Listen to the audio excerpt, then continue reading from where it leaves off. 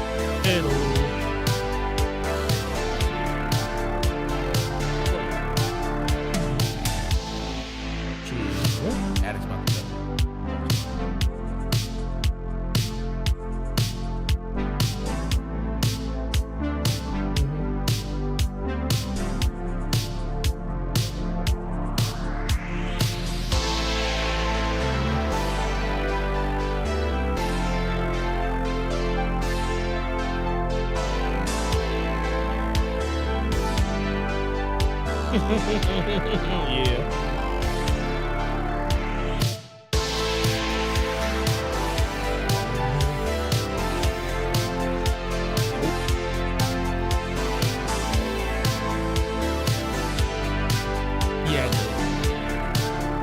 Yeah, I got both cameras. I mean, the other one's only 38 seconds.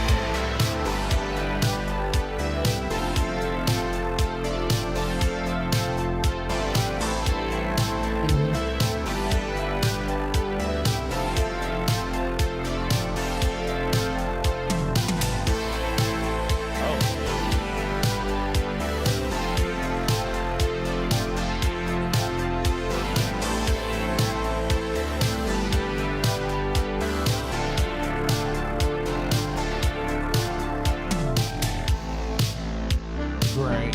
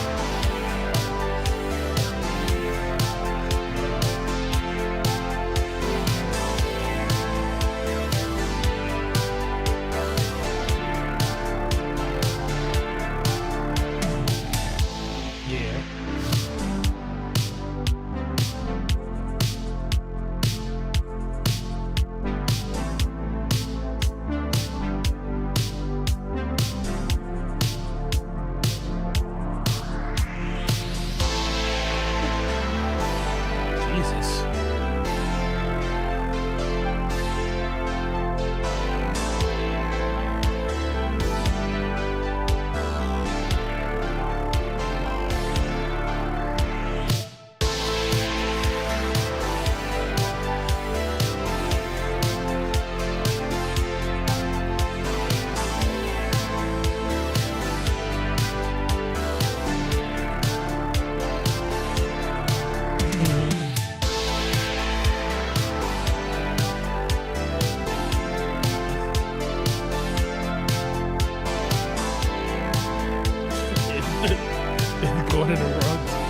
It's going in the wrong direction.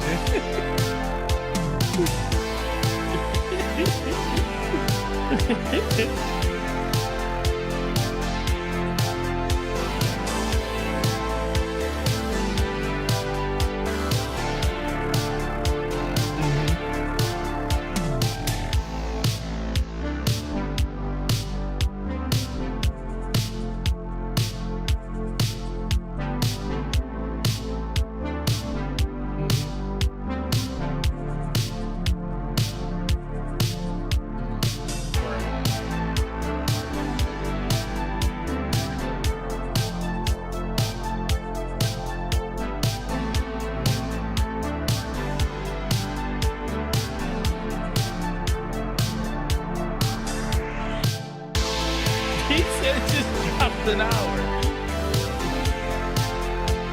Oh, man. sometimes it's like it's going through probably a really like big part of whatever the drive is. As soon as it gets through it, it's gonna start. It's gonna shoot through the rest.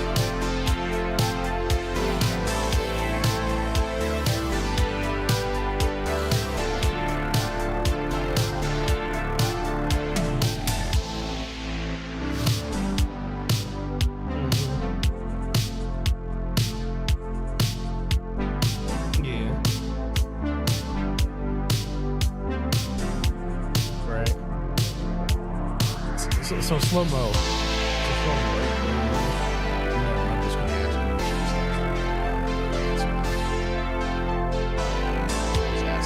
You ain't do nothing. I'm interested in your answer to this question, though. So, topics, new Spider-Man trailer. Then second one, fire. Second one, new custom console. It's PlayStation bring no the console looks sweet to the Okay, you already answered the question. All right, you already answered the question. I was gonna say you gonna turn you gonna get. Yeah, I saw the controller too, and they're gonna sell the controller separately, so I can get the second one.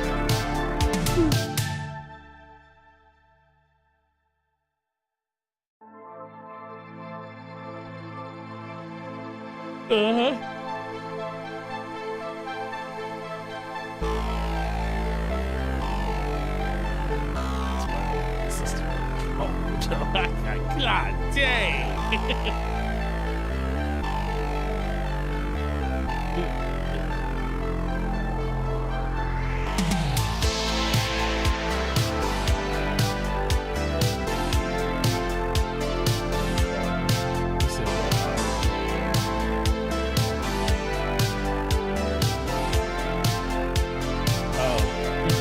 He should be able to see it.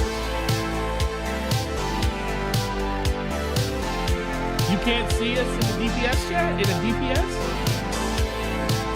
You see the waiting room? It's the one with, oh, it's the picture of Batman slapping Robin.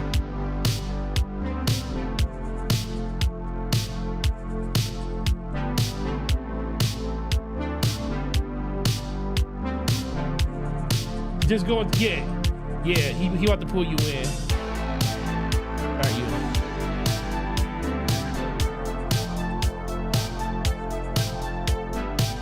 Yeah, we're his friends. We're friends.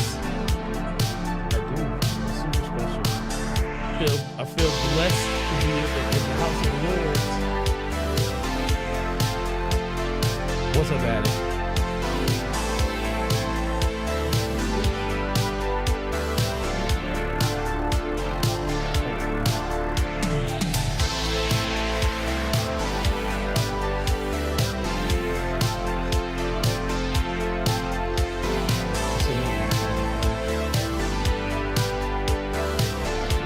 Yeah, we hear you.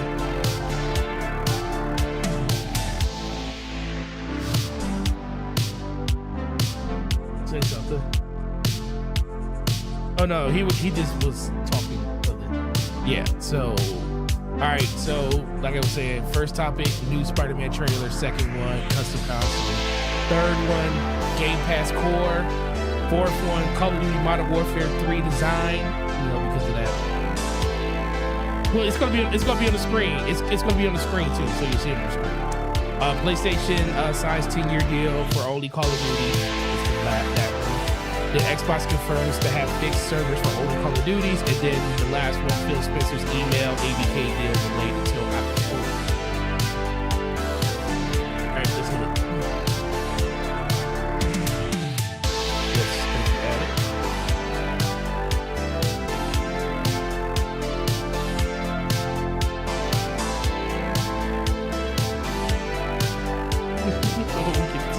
I guess that's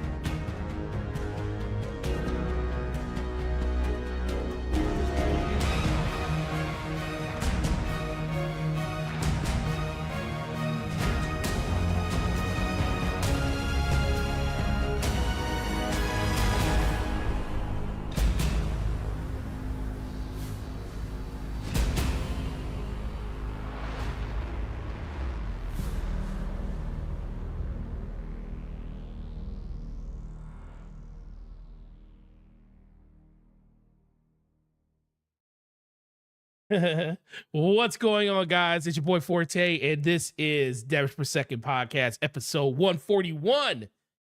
It's going to be a great show. Had a lot of stuff that happened, and guess what? Something's going to probably happen on Friday, because literally for the last 2 weeks, we did DPS, and then literally something about the ABK deal broke. So I wouldn't be surprised if Microsoft says, screw this October date. We're just going to close in the US tomorrow, slow-mo. It's going to be it's gonna be crazy. I don't think it's gonna. What do you think? What's gonna happen tomorrow? Oh, and then, yeah, and then that would be, and then everybody would be even more celebrate, even knowing it's already pretty much over in America.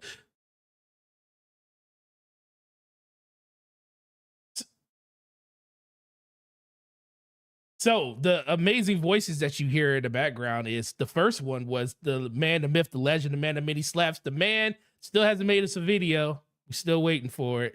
It's almost coming. We want a video from Slow-Mo, but it will happen at some point. Slow-Mo Backslap, what's going on with you, sir?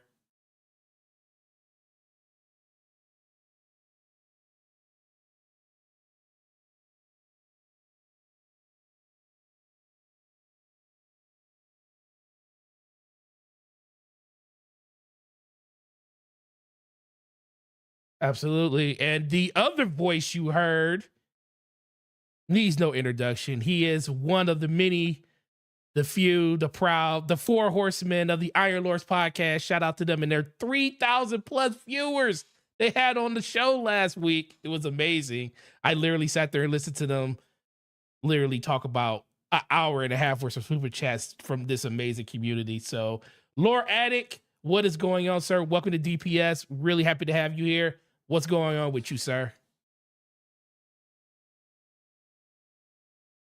Oh, you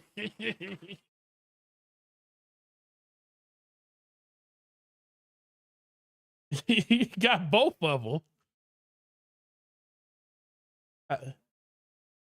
They don't hear you. Why can't they hear you? My desktop audio is on. It is. No. The time. Hmm. So they didn't hear me. So Arcade said we did not hear Slow-Mo. All right, no sound. We can only hear Forte. Listen, the man, the myth, the legend, the man of many slaps, the man that still ain't made no video. His name is Slow-Mo Backslap. What's going on? They heard that before. They heard that before. Just what's going on, Slow-Mo? I'm not gonna repeat everything I said before. Yes, y'all just gonna miss out hearing about my glorious. There has to be some kind of consequence, Forte. Exactly. There is a consequence. The work I'm gonna have to do to get this on all the other podcasts and stuff. Every time Forte does this, I end up having to do all this editing.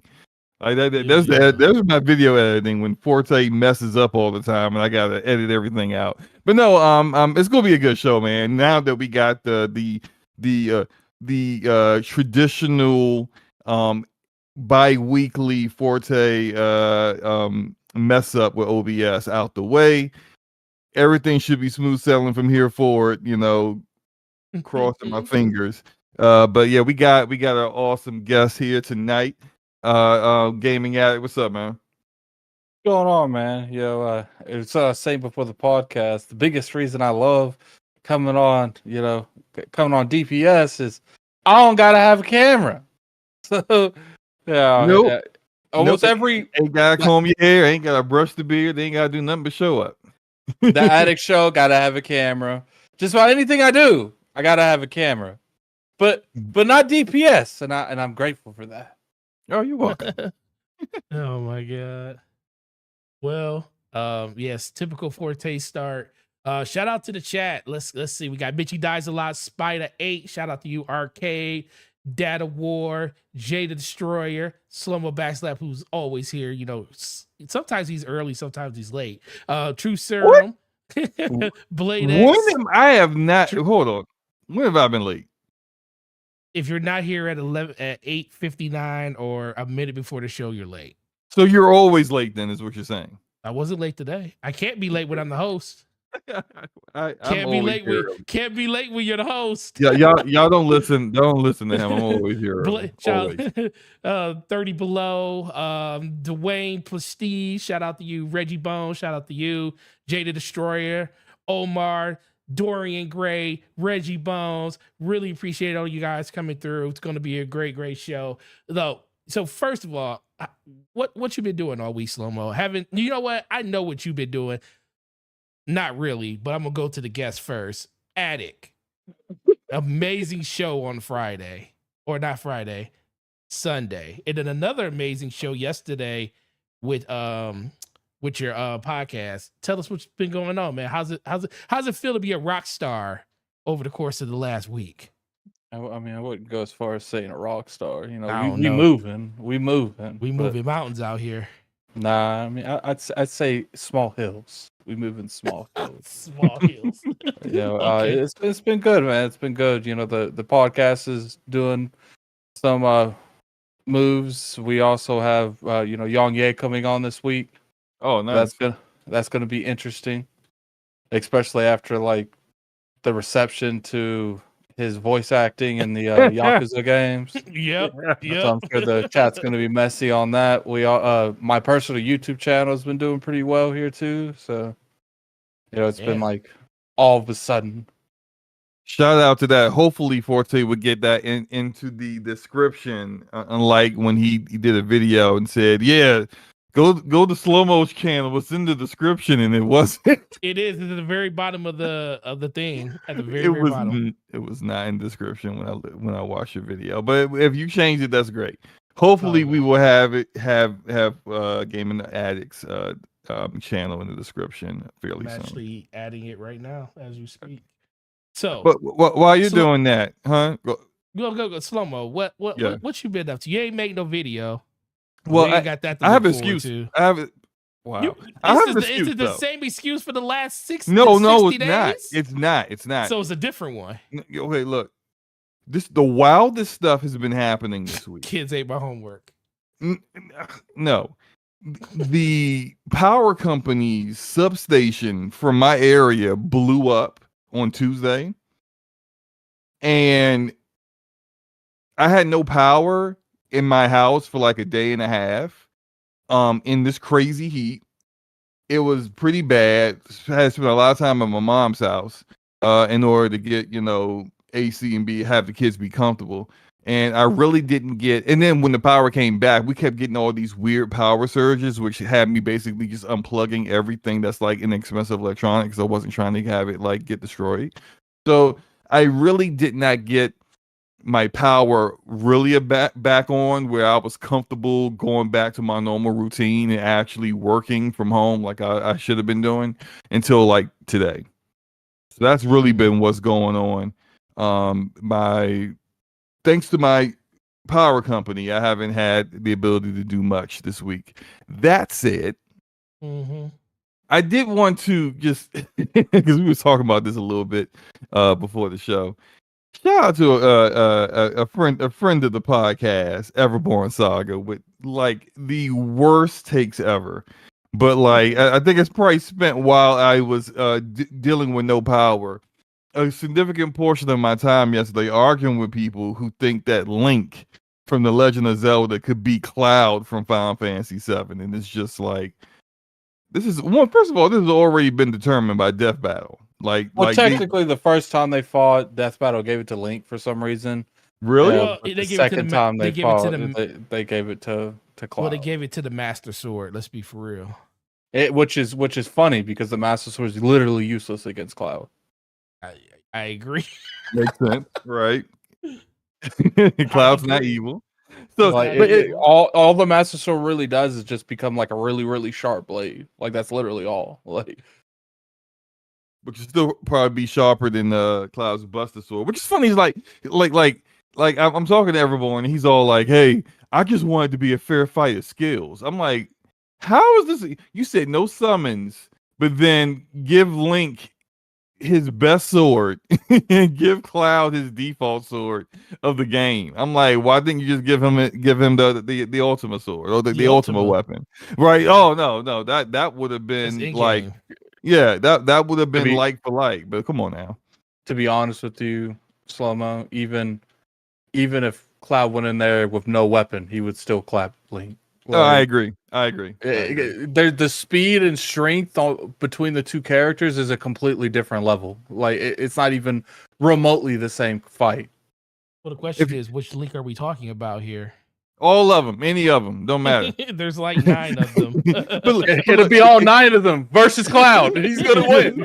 right. If you watch Advent Children, which is like it still looks good to this day, even though it's kind of old now. But like Cloud's almost like flying in that, like he does these jumps and he's just like in the air for like 3 minutes when He literally fought Sephiroth in a building falling around them. Like, Yeah.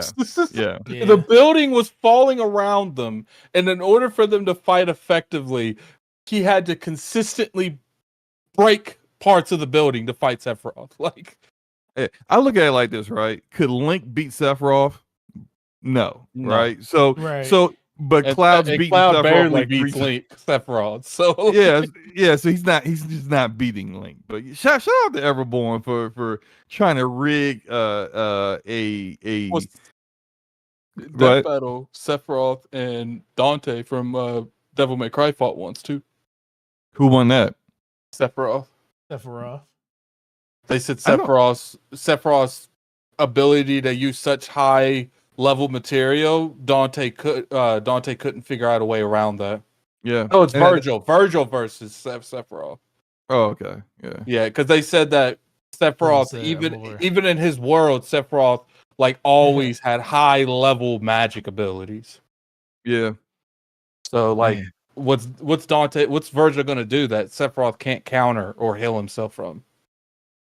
That reminds me. I've been resisting the urge to. I want to play through Final Fantasy VII Remake again, and I've been resisting the urge to play through it because like I want to do what I usually do when Rebirth comes out.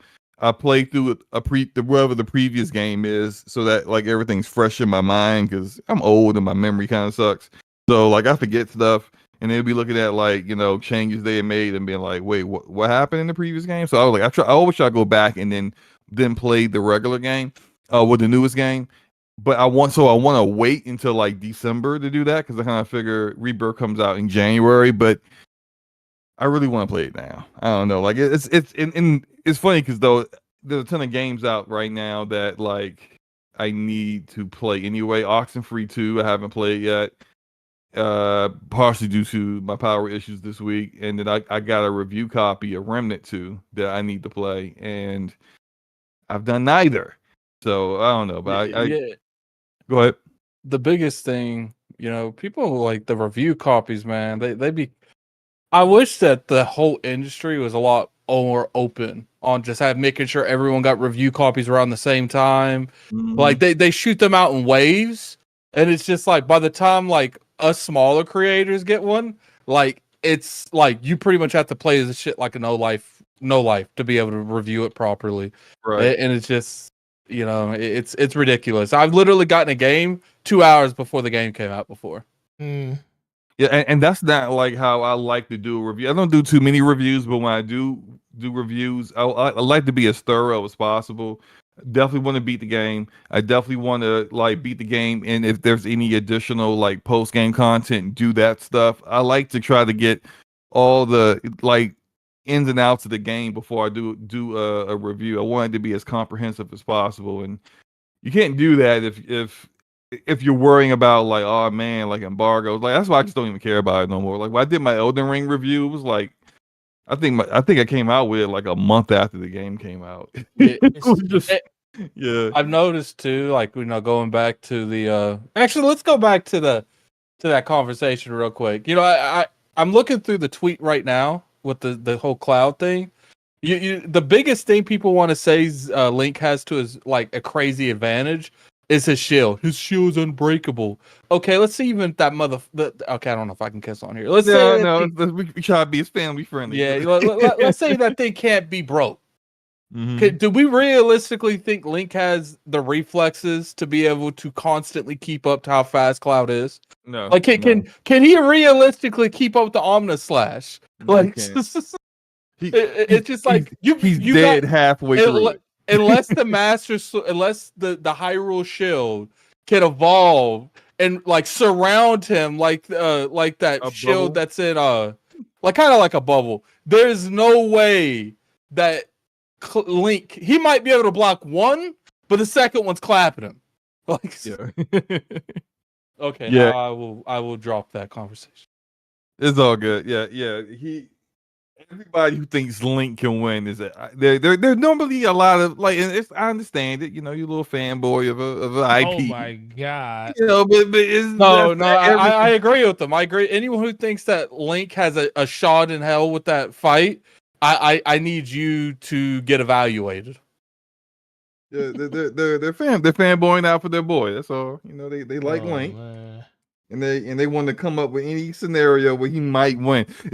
People were even doing the whole Batman thing. You know how like with Batman, whenever Batman fights like Superman or someone super powerful, Batman always seems to win. But it's really just like writers creating all kinds of scenarios so that Batman always comes out on top. Batman always gets the opportunity to prepare, and he's rich, so he just like builds whatever he needs to build to beat the other person who's like completely unaware and they had no Hey, idea about the but fighting. Slomo, don't forget, he can't have no material, no summons. Like, Yeah, yeah, but then people are talking about Link gets all his abilities. yeah, he links get all his stuff, but Cloud can't use summons.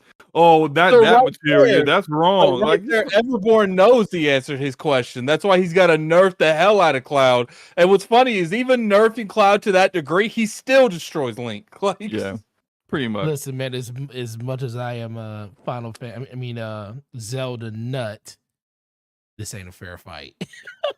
like it's like someone It's not a said, fair fight. even a dual buster, like the dual buster blade, it could literally not even be sharp, and he would still destroy Link.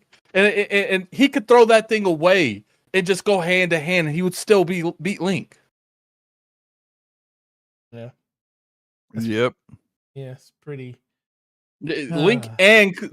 Oh, I don't know, Zach. I don't know. Cloud and his max. Link and Zach probably could fight him at a good level. Even then, I don't know if they would win.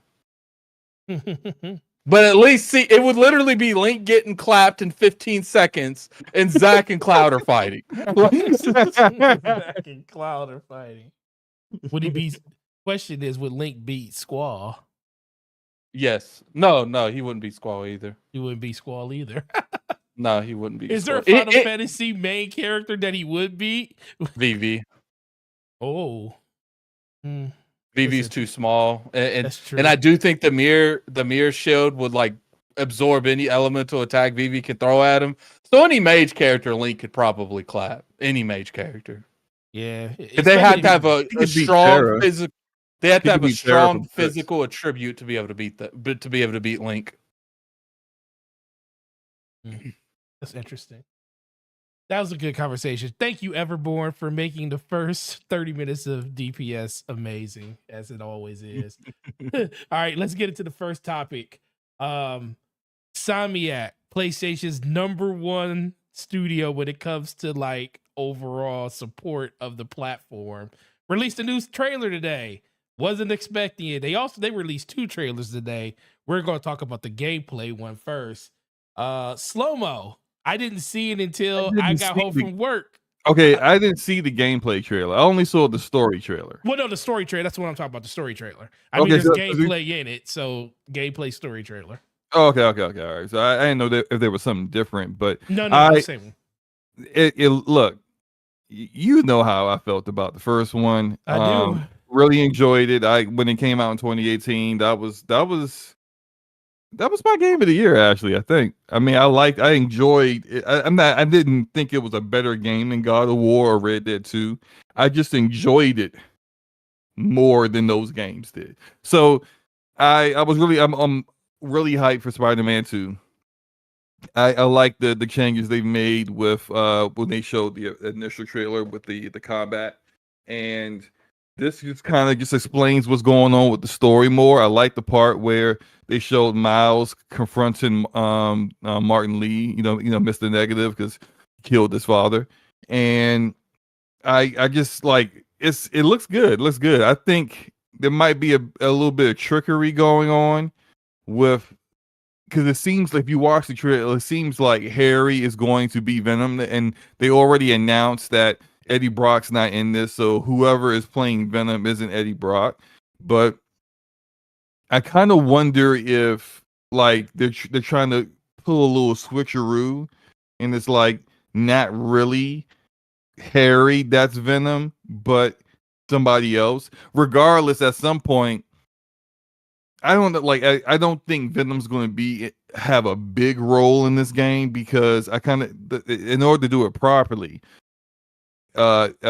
Peter has to have the symbiote for a significant number of time, a significant period of time before he gets rid of it, and then the symbiote has that resentment and then joins with someone else and then wants to kill Spider-Man. But so I just kind of feel like the trailer look good.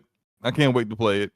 And I know the next topic is the custom stuff, the custom console, but that's all that's getting copped. Not the console, but the plate. The plate and the controller is. Are they going to sell the plate? They are selling plates separately for. I mean, we can talk they about. Announced that too. Yeah. Oh, so they are selling. Okay, cool.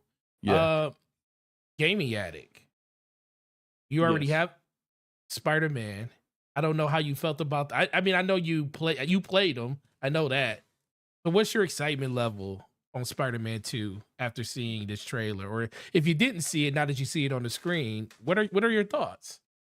Spider-Man 18, I felt was extremely underwhelming and overhyped to me. I felt like the iconic villains that was in Spider-Man were really poorly implemented into the game, and the story is just average at best. But when it comes to the gameplay, it did have pretty solid gameplay. What I saw in, Spider-Man 2 felt more fluid, more fast-paced. It felt more immersive. Like and I'd hate for them to literally just show us like the best part, most like immersive part of the whole game in that trailer, and then we just play the game, and it's not like that for the majority of the game. Like, I understand like those moments ain't gonna be the whole game, but give me more than 2 or 3. Like, you know how these developers love showing you like some of the best parts of the game, and you play it and only like 30 minutes is like that in the whole game. Yeah. Yeah. So I think someone says Sinister Six. No, it's not about how it's not about them being in the game. It's about how they implemented them while you're fighting them. The boss fights. You had to fight them in 2 at a time. Like, you have some iconic characters, like the Sinister Six, and they're making you fight them in duos. Yeah. Like, I can understand one trying to like come in and protect the other one, but it really felt like it was just like, we don't want to take the time or the money to give them like in-depth boss fights, so we're just gonna put them together. I think it was I think it was Rhino and Scorpion you had to fight together, I think. Yeah, and then the other Vulture and Electro. Yeah, Vulture and Electro, yeah. So and then not to mention Doc Ock, isn't that the last one, if I remember correctly? Yeah, Doc Ock is the last fight. Yeah, his fight was so bad. It was literally, he goes on the top, shoots this lightning thing. You walk around, stop, attack him. Does it 3 times, then you fight him on the side of a building, pressing 3 buttons, and then it was over. Like, yeah, I think they may be better with the boss fights in this one, considering I think Miles's boss fights were better. Way better. When you fought the Rhino at the beginning of that game, that one fight was better than all of the fights almost in the original one. Yeah, and I think that they're kind of like 2018 was like their first like foray into it, and then Miles is like, okay, we have a great baseline, a great foundation. Let's like improve upon it, and they did that with Miles, and now Spider-Man 2 should be just like that next evolution, or hopefully will be like that next evolution to it. My only real problem with the first game was I felt it was too easy. Even on spectacular, which is the hardest difficulty, it was like super easy.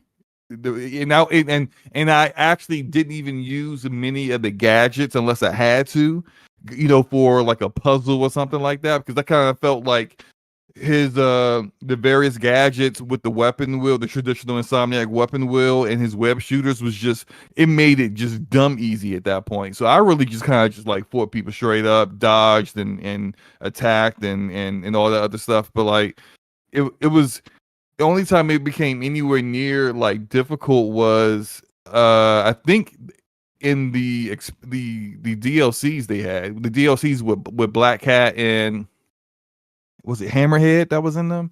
But like those were, for some reason, it was just like the difficulty level went up dramatically, and I was like, well, good, because like I would do some of those like where you gotta take down a warehouse full of goons. I would do the whole thing and not even get hit. What was what was the boss at the beginning in the bank? Where you had to chase him through this Shocker was a good fight. You had to chase him through New York or wherever the hell that place is, and you had to fight him inside that thing, and he like took the chandelier off and threw it at you and stuff. Like that's an immersive fight. That's what I want. I want to feel like the environment's being used. I don't want to just feel like they are programmed to do 3 things reacting to whatever you do. Yeah, that's I didn't. Okay, I will say this. Slomo's been trying to get me to play Spider-Man forever. And seeing this trailer excites me a lot more to play this. You can't play Spider-Man 2 without playing because you're just not going to understand what's going on. Well, first of all, it goes against my whole way of playing games. If I don't play the first one, I don't ever. That's why I haven't played any Assassin's Creed games, because I've never. I played the first one and hated it because of how, just the fetch quest that it was. And yes, the other ones were better, but I just refused to play any of them because I just couldn't get through the first one. So I really want to play this game. So I will have. Don't you have it on PC? Don't you have it on PC? I got it on PC and PlayStation. Well, definitely play it on PC, because like, why would you play it on a compromised experience? I'm with but you. like, it's not like the worst game ever. It's worth a playthrough. It's just like when I hear people talk about it, like 9 times out of 10 when people talk about, just the movement feels great. It felt good to be Spider-Man. I rarely hear about anything else but that damn sentence. Like, right. Well, I'm talking about all the things I like about it. But I understand what you mean, but like, it's just like there has to go into more than the movement and the way the character feels playing a Spider-Man game. Yeah, but a lot of people push back on, like, give them a Spider-Man game that was even remotely close to 2018. And I think that's where, like, if you're talking about just as a game, like, and I know that's what you're saying, you're not really comparing it to other Spider-Man games. You're just comparing it as a game for what it's doing. But, when most people, I think most people's pushback is there is no Spider-Man game that comes anywhere near what this Spider-Man game comes to when it comes to gameplay, overall structure, and story. Oh, I agree. But at the same time, I'm putting this on its own merit. Like, I'm not comparing it to other ones. And if you want to really get technical, there's been good Spider-Mans out there, but nothing to like run home and scream about. You know what I'm saying? Right. Like, it's like, okay, when you make this next Wolverine, you can compare that to the old Wolverine game, because that was a good Wolverine game. It was, yeah. So you can compare that and be like, yo, they should have did this better.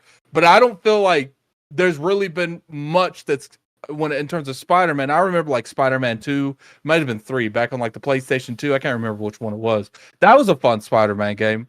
But when you have this new technology and you have something like Sinister Six, I expect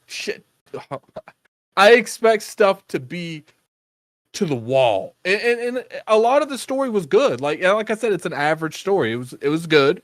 But it's just like when it comes to just how the Sinister Six did this, and I really wasn't feeling some of the choices they made. But when I seen this game, I felt more energy and the character development in Peter in that like 5-minute video that I felt in the entire regular Spider-Man game. I'm with you.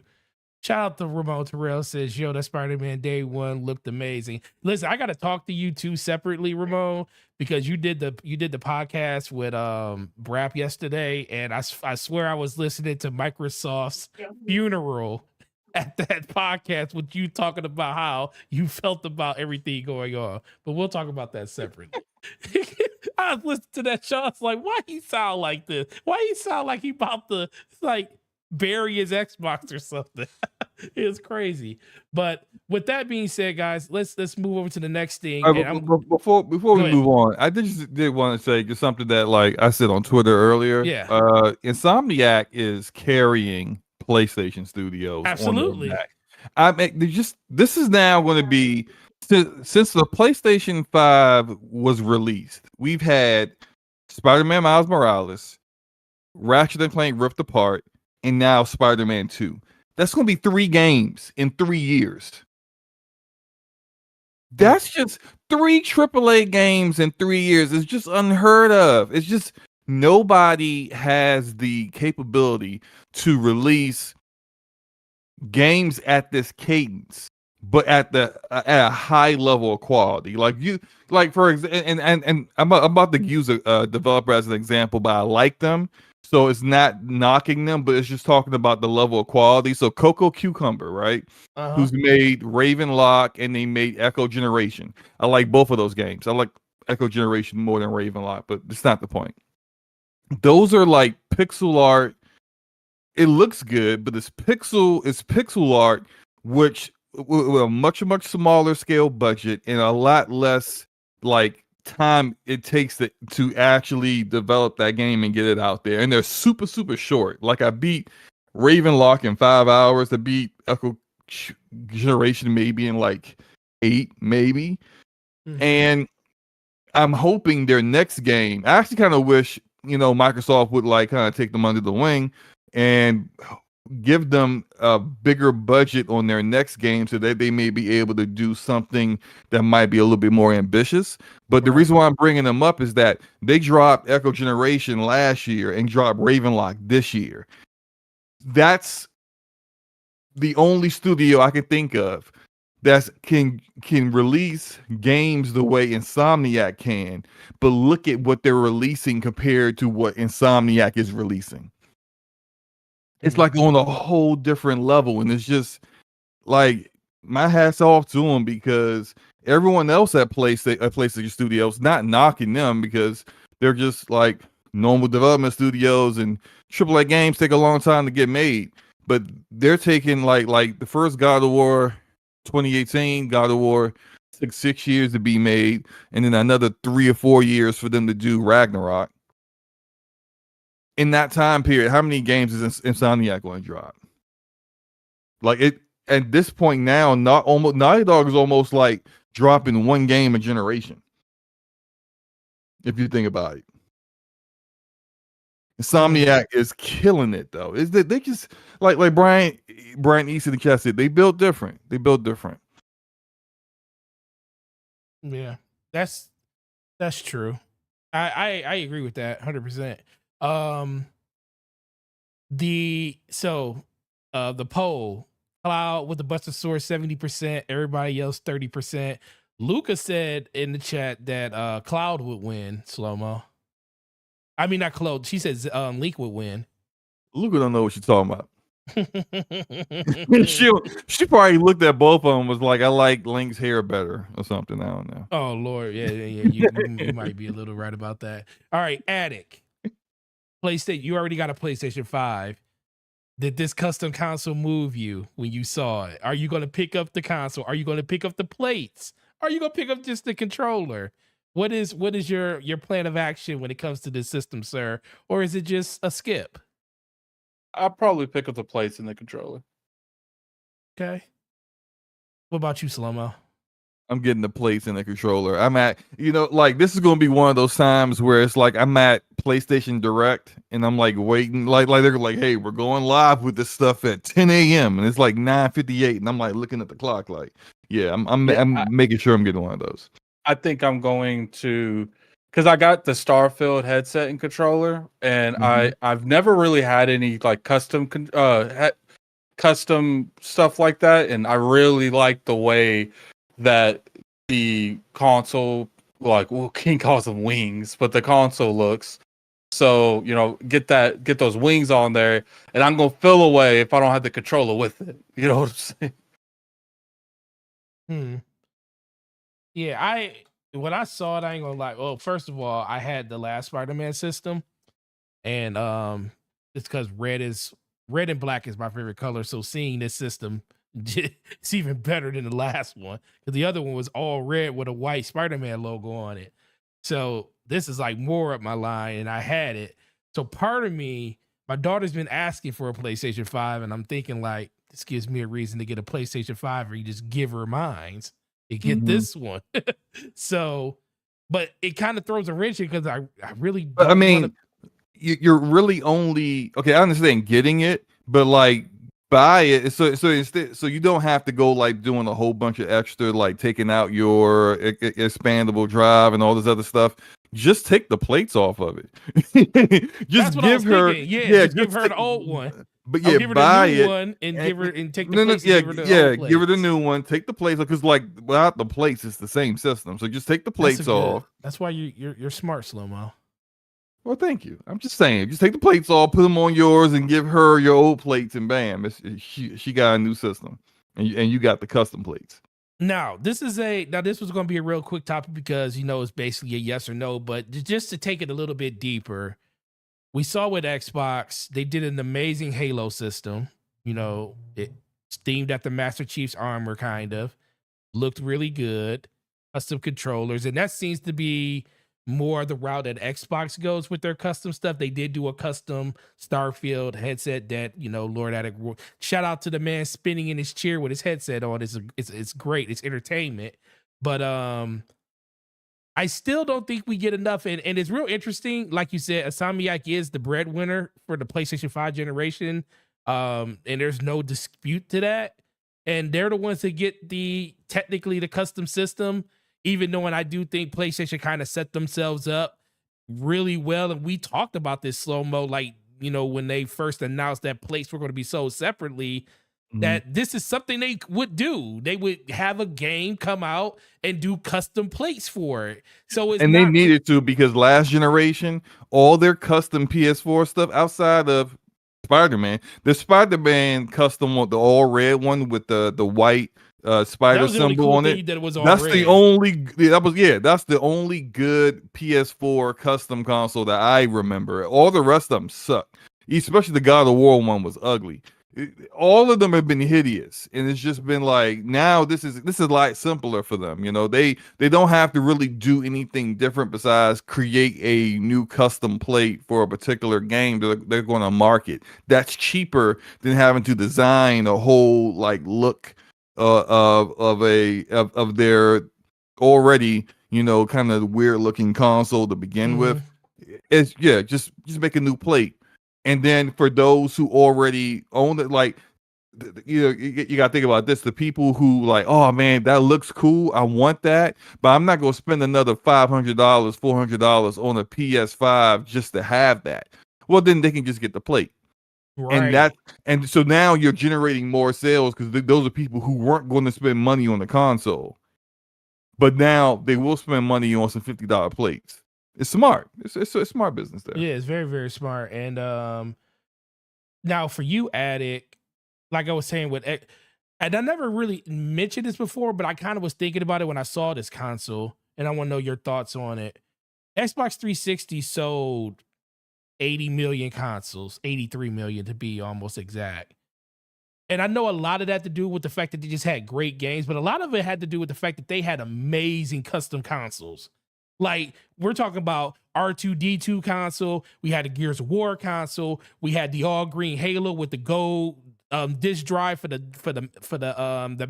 visor for Master That Chief. Gears of War console was beautiful. Man, it was so beautiful. They had Beautiful. so many good. Like I know multiple people that literally own every last one of those systems, and you're talking about 5 to 6 custom consoles over the course of a generation, and that definitely helped with sales because there's a lot of people that bought those. What is your thoughts on Xbox or just custom consoles in general? Like, I think PlayStation's got the right idea because they do have the plate system. But what do you think about Xbox getting back into the, the custom console? They did it with controllers for Starfield and for a headset, but no custom console in sight for Starfield, the system. So what are your thoughts on Xbox getting back into that? What I've kind of been told and the way I understand it is it's a lot harder to do the Xbox Series X than they did the 360 and the Xbox One. Because there wasn't even a lot for the Xbox One, to be honest with you. Right. I think it's just maybe it's just like a cost type of thing.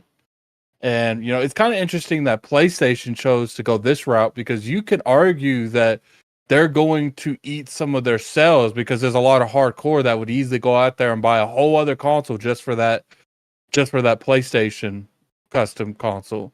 So, kudos to them for giving us the option, not making us buy one. I feel like there should definitely have been a Starfield console with the controller and the headset on the Xbox, but I don't know. Maybe that's just something that Microsoft's not 100%, focused on. You could easily do multiple things, but it feels like Microsoft does more than one or two things at a time. They start stumbling down the hill. So it's like if you can't do this for some production reason, just don't do it, I guess. Yeah. And I know some people will probably be against this. I wouldn't mind if they use the S because I can see how the X is a little bit more. It's more of a rectangular box. I feel like that would upset people though. It would definitely upset people. I would agree with that. What if they said, okay, we're not going to give you custom design stuff, but in Xbox Design Labs, we'll let you say what color you want your Xbox to be at least. Well, that's what we wanted with the Elite controller when they finally gave it to us. I'm saying that like you can go and you can get, okay, if you want your Series X to be white, you can go to they'll charge you and you can get whatever color you want on your Series X. Yeah, because I don't know. Maybe next time we have Jason Ronald on an ILP, I need to ask him that. Like, what's the logistics behind that, and why, when it comes to custom stuff, or maybe we're gonna have someone else on the on ILP here soon that I can ask. So, yes, sir. Yes, sir. It's gonna be a great show, whoever it is. Slomo, you want to go ahead and answer that real quick? What's your thoughts on it? On Addict's suggestion or just with Xbox, and you can also on his suggestion too if you want. I don't know if I don't know if there's been just a kind of like a leadership shift of opinion on them as they've used to been, because like I see Dorian in the chat mentioned the Halo Xbox Series X console, but it's like you could probably say Starfield may be a bigger release or a more important release than what Halo Infinite was, and we're not getting like a custom Starfield Xbox Series X. I really just kind of feel like will much rather do a custom controller and headset or one or the other than a custom console.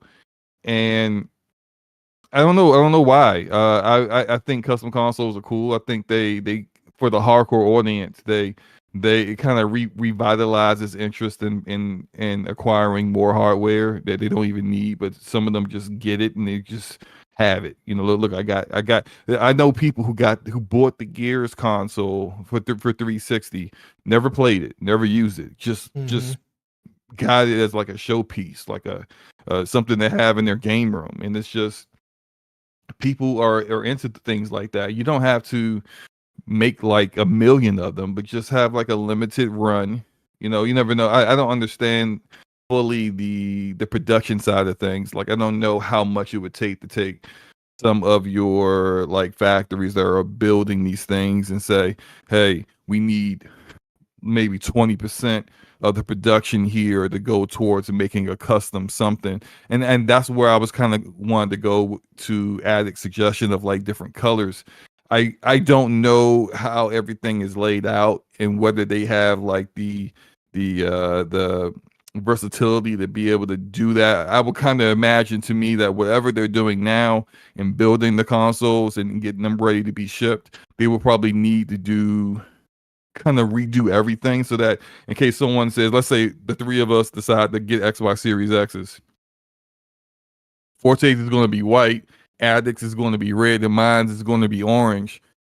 Like, where do, like, in production wise, like the people who are building this stuff, like how does that look in the assembly line of building that stuff out and making sure that when I get my console, it's an orange Xbox Series X and not fuchsia, you know, or blurple or something, right? So I wonder if they kind of feel like it may be too much. Something like that might be too much of a headache to be worthwhile.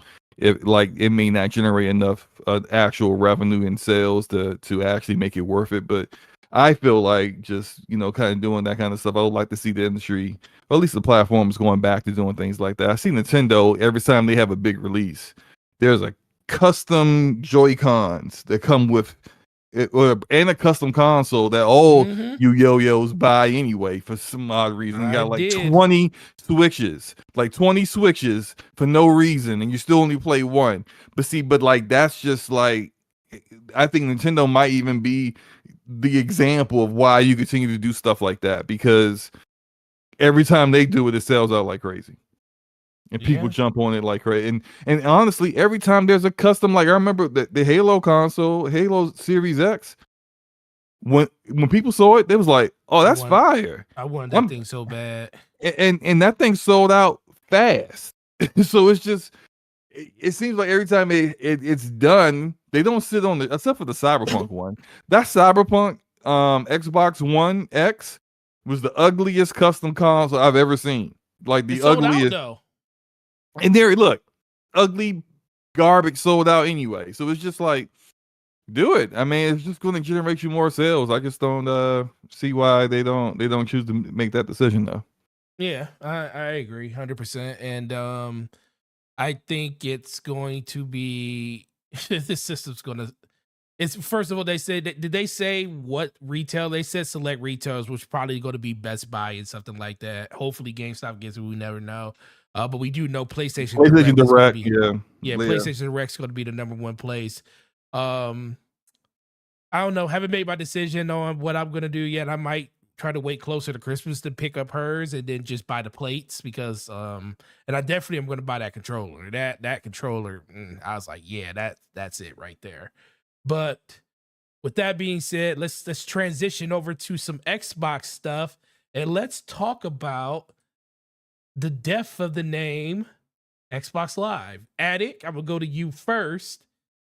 You know, Xbox put out a well, it got leaked the day before, and then on the official Xbox YouTube channel, they dropped a video detailing everything going on with Xbox Core and what's happening to the name Xbox Live. So great video, by the way. So please, why don't you give us a rundown of your thoughts on how you feel about this change, because you have a very interesting take that I didn't really expect you to have, but go ahead. Yeah, so people have been going at me at my my comments, and the only thing I have to say is screw you. I'm gonna talk my talk. At the end of the day, I get it. People feel strong. All Addict, they're just, here's my thing. All right, so let's break this down. What did they do? They changed the terminology from Xbox Live to Xbox Game Pass Core. Well, what does Core insinuate? And when you look at the graph they showed you, it literally showed it like a tier system, like a Netflix. Like, you know, this is what you get for this tier. You get this. If you get this tier, you get 4K. This tier, you get 5 people. they put it as a tier system. My issue with it is you go into the base one, which is $9.99, and it provides you with 25 games in Game Pass. It provides you with the online infrastructure to play with people and deals with code. That's not an issue. I think that's actually a solid attempt to replace the Xbox Live Gold. My issue is the next one, and that is Xbox Game Pass, just regular Game Pass for console. Instead of, since we're putting Xbox Live now it's the core for Xbox Game Pass, and that has online. We should just naturally put it in Game Pass, because now how most tier structures work is when you get the lower ends, you get all of the features from the higher ends. So now what's going on is, and this is going to happen. People sit there acting like this is not going to happen. Slow-mo. Let's say you someone in your family, okay, we're gonna play Sea of Thieves or whatever that game. What's that game that just came out? Exo Primal, whatever it is. Yeah. So they're promoting that. Okay, let me get Exo Primal. Exo Primal looks like a fun game. So they just got through playing Call of Duty, and they get Exo Primal because it said they needed Game Pass to play it. So they click to upgrade to Game Pass. And then they launch Exo Primal to play with their friends. And now guess what it's going to say, Slow-Mo? It's going to say you can't play with your friends because you don't have online multiplayer. But they were just playing with their friends on Call of Duty 5 minutes earlier. So now guess what's going to say? Well, you can go back to the previous one to go back to online, or you can give us $5 extra a month to play online in the Ultimate. But there's more, Slow-Mo. There's more, Forte. Mm-hmm. If you're playing a game cross-play with someone on PC, they don't got to deal with none of that. Yep, sure don't. And this isn't people, but they just changed the name. The changing of the name is everything. They changed the infrastructure of Game Pass. It's no longer its own little service on the side. Now it's supposed to be the entry level of Game Pass. And you get a certain feature in the entry level, so you should naturally get it on any feature that's below it that costs more money, but you don't. Mm-hmm. You know, you're right. You are absolutely right. Because if I have core, and I'm like, okay, I can buy Exo Primal for $60, which I wouldn't recommend doing that. But I could buy Exo Primal for $60 and play with friends, right? Or I can choose to get Game Pass, Xbox Game Pass, and have access to Exo Primal, but then I can't use it because I don't have online console multiplayer anymore. So it's just like, are you? This is what the whole thing is doing. The whole thing is doing is telling you to get Xbox. I mean, to get Game Pass Ultimate. This is what they want. They want you to look at this, see the weaknesses in each of those other tiers, except for PC, because PC tier is just godly, right? And then say, I just need to get Game Pass Ultimate. So the ultimate goal here is get Game Pass Ultimate, so you don't have to worry about these problems that they created. They're problems that they created for you, but you don't have to worry about them problems. Just pay us more money per month. Thank you. So a lot of this can. Okay, the reason I said that I didn't expect, and I don't disagree with you at all. I think you eloquently said exactly what a lot of people are. Well, people with half a brain are thinking. This is pretty much a carbon copy of what PlayStation did by renaming their subscription service to boost their overall subscription number. And now Xbox could come out at some point after September 1st. Once they convert everybody over, which I believe is on September 18th, is when the full conversion is. And they could say, real quick, did you guys see Kid Smooth's W he took on Weapon Wheel last week?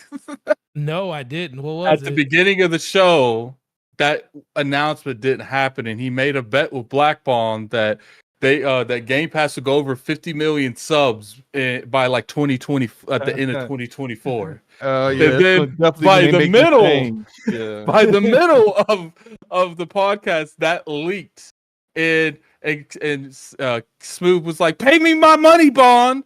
Now in September, it's gonna be above 50 million, Bond. Where's my money?" Like, Yeah, because Yeah. they're going to do the same thing that PlayStation did when it came to when they merged PS Plus and what was the name of their failed It's PlayStation. Oh, PlayStation Now. yeah, PlayStation. Then when they merged them together, they were like, yeah, now we're like PlayStation Essentials. our is the our lowest service one. that is similar to Game Pass has more subscribers because we now like you merged it into the bigger subscriber thing. So now they're doing that. What Xbox Live Gold had like what is it like 50 million. 50 million people? You add that to the 20, I think probably 30. Didn't Sony say that they were at 29 for Game Pass? So now Yeah. that's going to be like 80. If you add, it'd be not necessarily crazy? 80, because some of the people Well, who no, it's have supposed to be like 10 million Game Pass subscribers just on consoles, 15 on PC. right 50, you're right. That's thank you for correcting me. So it's going to be more like 60-ish would be what they're probably will announce in September is what the Game Pass numbers are. So yeah, that's a good bet by Smooth. What were you saying? Adam? If they actually had more members than we knew in regular Game Pass, like they're above 30 million already, and they announced like an 80 million mark when they do this conversion. Listen, But yeah, that's what I was saying with I was thinking that too because they got 20 25 to 30-ish, right? In Game Pass, but then I'm not thinking that like the majority of those people are PC Game Pass, which this won't affect them. So you're not like adding actual new people to, from Game Pass to to that 'cause, like these aren't people who actually have that the other part. So it's like I think it probably will be more like 60, like 65 or something like that million. But we'll see what happens. And I'm willing to bet you a good percentage of that gold that switches over to core will eventually switch to Game Pass because of the larger library. A lot of people don't know that stuff exists, especially they're doing this for when they put Call of Duty in Game Pass. Yeah, exactly. And they want those people coming over for Call of Duty. And I wouldn't be surprised if they put more value in the core, like 6 months to a year from now, they throw Starfield in that thing. So, because what they're going to want to do is tease, yo, they've had this for a year on the other service. Mhm. Like, probably, and what they'll do is they'll put more games as a service stuff in there because it's an easier to come into and it's got online. And I think that, like stuff like Diablo, I would expect to be in there, not immediately within like a year. I expect like a Diablo to go in there. Right. Because they're going to rotate them out. They'll put Diablo in there for like 6 months and then rotate it out. And they're probably also will want to really push. You see here on the graphic, they don't have that. Supposedly, there's a list of the game. Supposedly, there's a list of the game. There is a list, yeah. There is a list. But they also don't have on. So they don't have that. You can get core for $60 for a full year. They don't have that because they don't want you to do that. They want you to do the $10 a month. Okay, that's more money. So here's the list. You guys want me to read them out? Yeah, go ahead. Yeah. Among Us, great game. I will say that. Descenders, I have no clue with that game. Dishonored 2, get some love to Dishonored. I love that. Doom Eternal, this is a pretty solid list. I ain't gonna lie. Fable Anniversary, Fallout 4, Fallout 76. Like I told you, a lot of online infrastructure. Horizon, Forza Horizon 4. So it's not 5. So they want you to upgrade to 5. I don't know if that'll work out very well. Gears 5, online form of game. Grounded, makes sense. Then you got Halo 5 and Halo Wars 2. Hellblade, because obviously they're going to want to cross-promote Hellblade to Hellblade 2. Cuban Fall Flat, great multiplayer game. Inside, Ori and the Will of the Wisp, kind of interesting they didn't put the first one in there. Yeah, what's the first one? Yeah, so they're just giving you the second Blind one. Forest. Yeah, Psychonauts 2. State of Decay 2, and Elder Scrolls Online. That's interesting too.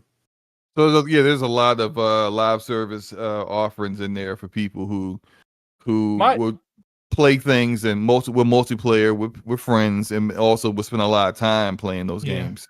Yeah. My thing is just like, look, like if you want to captivate and give people to the ultimate, sell ultimate on other merits besides online. You know, when they buy Bethesda, Activision Blizzard, and King, put like a certain amount of WoW on ultimate you can access on PC. Like it's just like you can do more things, or if you have ultimate, you get all the characters on Overwatch unlocked. Like it's just like you can do more stuff than try to hold the fact that I can access my online at ransom to make me upgrade $5 to that. And I'm willing to bet you within a year they'll change that because I'm not the only one complaining.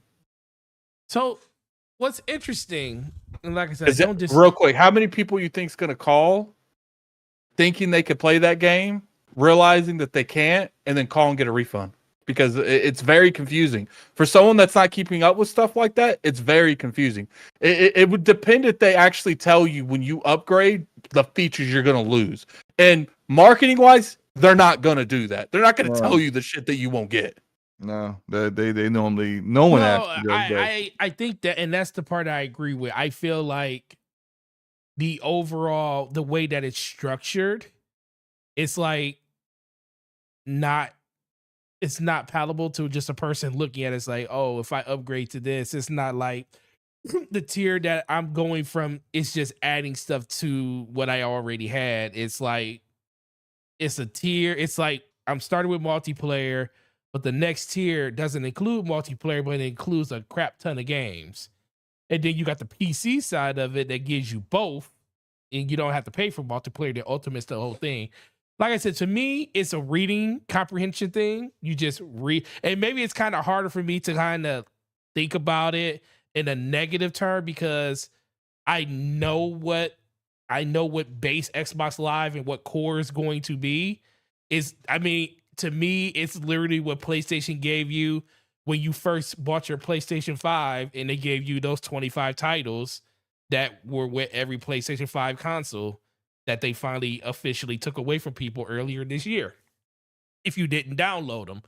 So that's kind of how I looked at it. They're doing the same thing that Xbox is going to be doing with Core. Yeah, with Core. They took them away, but then they also provided you different games as well. Yeah, different games. But the one good thing I would say that Sony did with that was they gave people advance notice. So it was like a good 2 months in advance. Yes. Hey, these games are leaving. So if you can keep them if you want them, but you got to download You have to download them. And or it's like put them in your library. And if you had access to them for 2 years, if you didn't download them, that's on you. It's like you didn't really want to play them at that point. Or you really didn't want to play them, right? So ultimately, Ultimate is where they want you to be at. If you're on PC, fine, because you're probably not going to play console gaming. So you are missing out on not a lot of them, but you are missing out on some of the games because PC Game Pass is actually smaller than the actual Game Pass that's on console.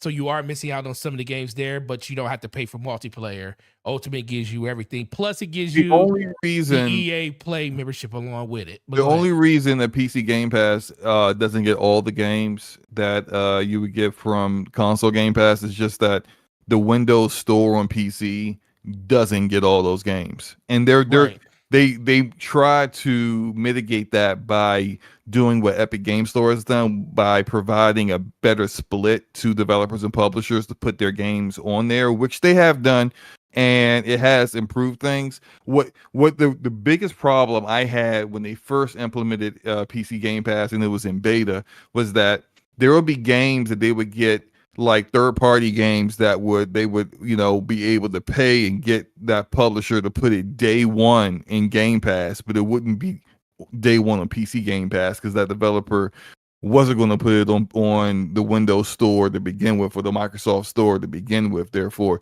you don't get access to it. So this was kind of like they've helped mitigate that. So now even if it's a third-party game if it's going to Xbox Game Pass day one, it's also going to PC Game Pass day one. Not gonna lie, I know some people will disagree, but once they buy Activision Blizzard King, I would love for them to just build Game Pass into the what's the Blizzard store again? Yeah, BattleNet. We all want them to do that. Yeah, and just use BattleNet because I feel like BattleNet is designed for a gaming store. Windows Store is not. Yeah. So And I the think Xbox that app here's the improvement. The games play better because it used to be that like the games were terrible, and it's the reason why a lot of people on PC will rather buy the game on Steam than play the game with no additional charge through the Xbox app.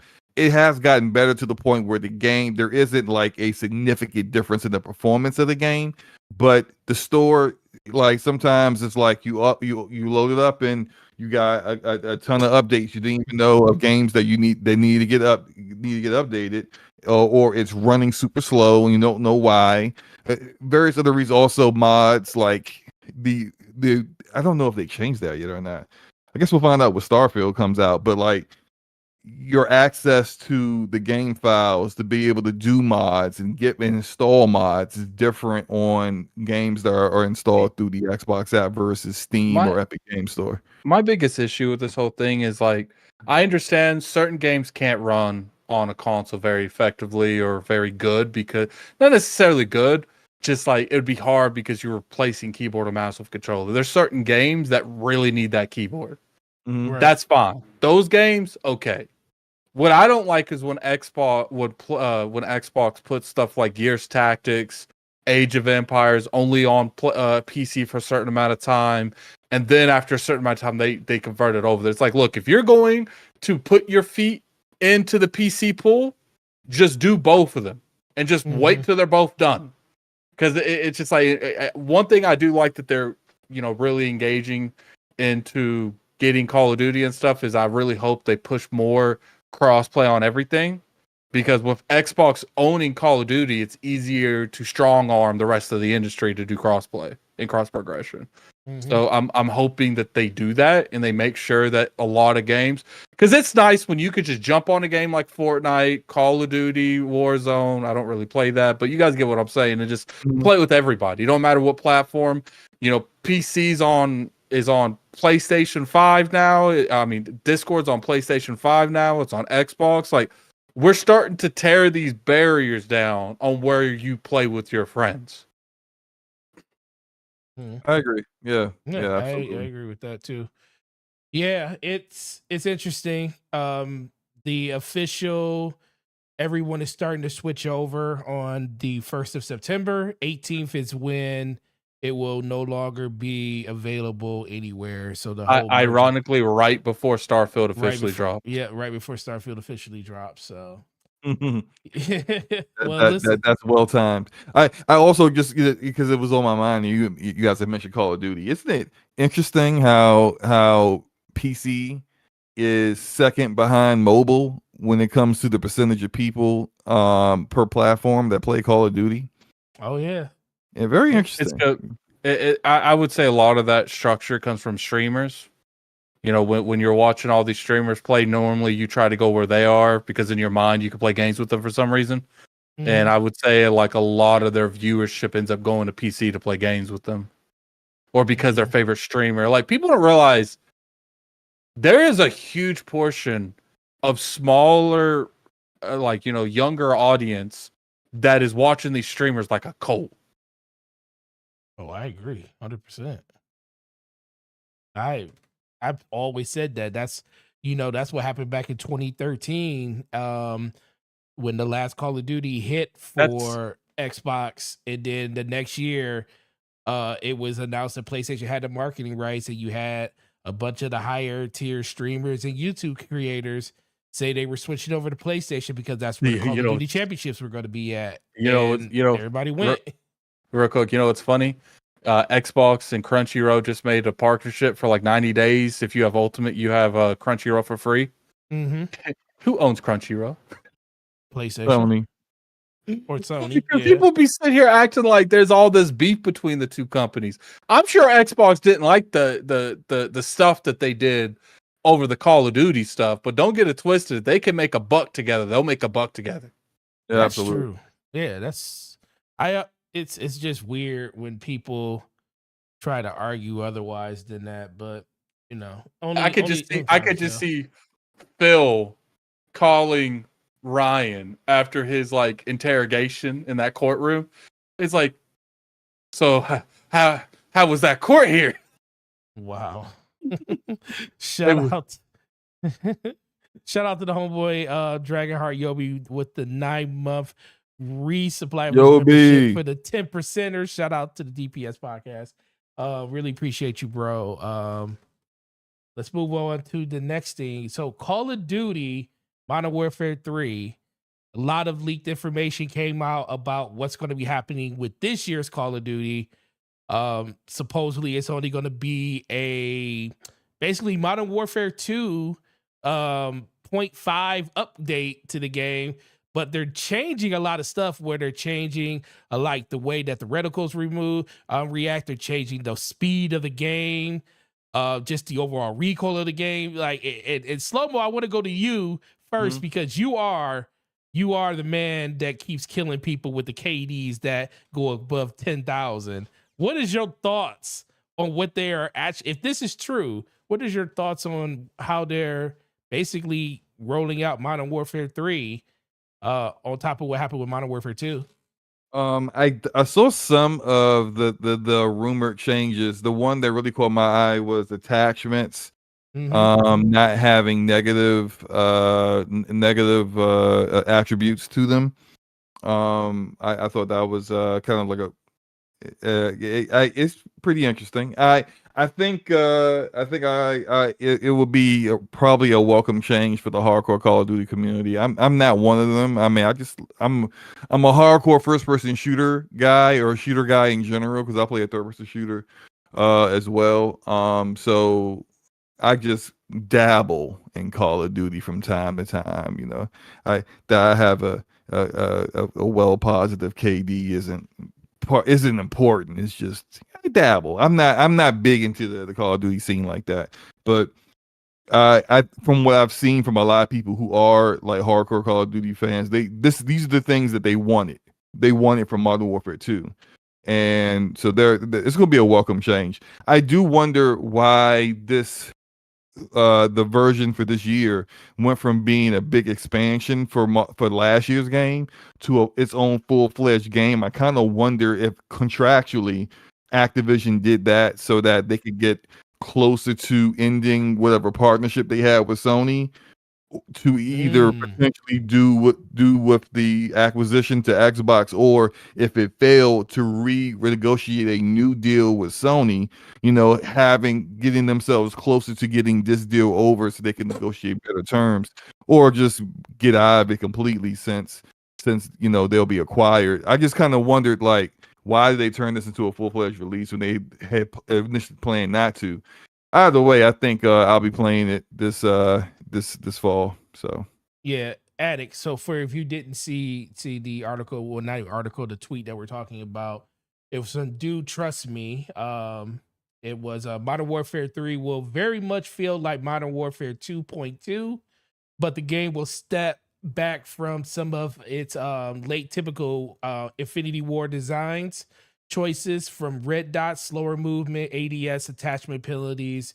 Design is expected more colorful, but the map design, and then ... and he left everybody on a cliffhanger with the maps. He said he'll discuss that stuff later.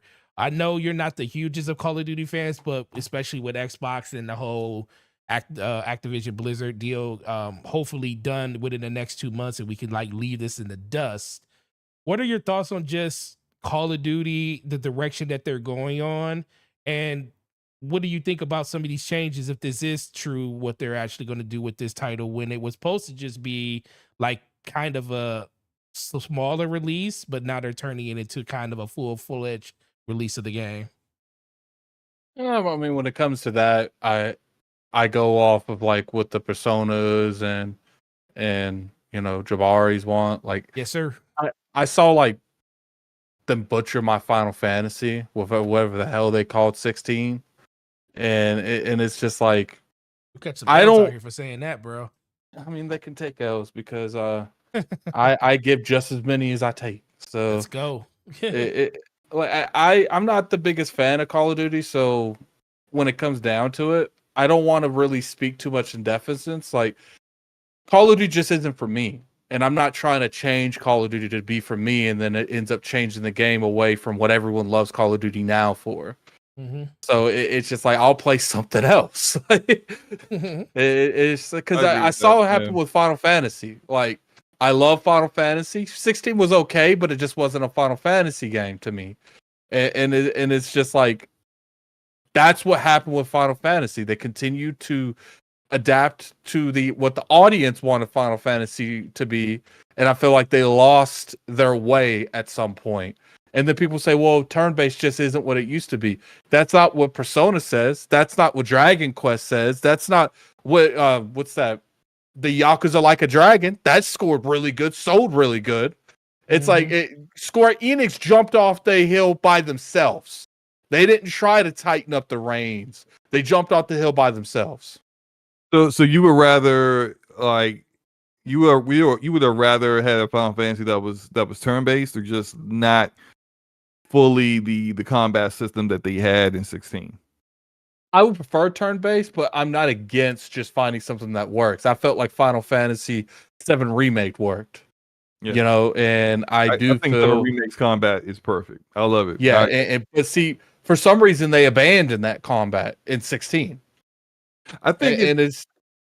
I was going to say real quick. I feel like it's about execution. Like I feel like I enjoyed the combat in 16. I do think it's still a Final Fantasy game. I just don't. But I do understand people who feel like, especially when it comes to the very, very light RPG elements of the game, the not using like elements for weaknesses and certain things like that, for the combat to be centered around staggering the enemy. You can argue, Slow-Mo, that the stagger system is what ruined Final Fantasy. I feel like since I know, I'm just saying it's stagger system in general. Ever since they implemented that in Final Fantasy 13, I feel like they do now to make like enemy creatures and boss creatures in general like more unique compared to the previous one. Oh, we'll just give them more health so they have to stagger them an extra time. So I do think that, you know, when that stagger system, it could have went a good way or a bad way, and I feel like every game they've improved it to a point, and then they ruin it the next game. Yeah, I mean, here's the wild thing though, right?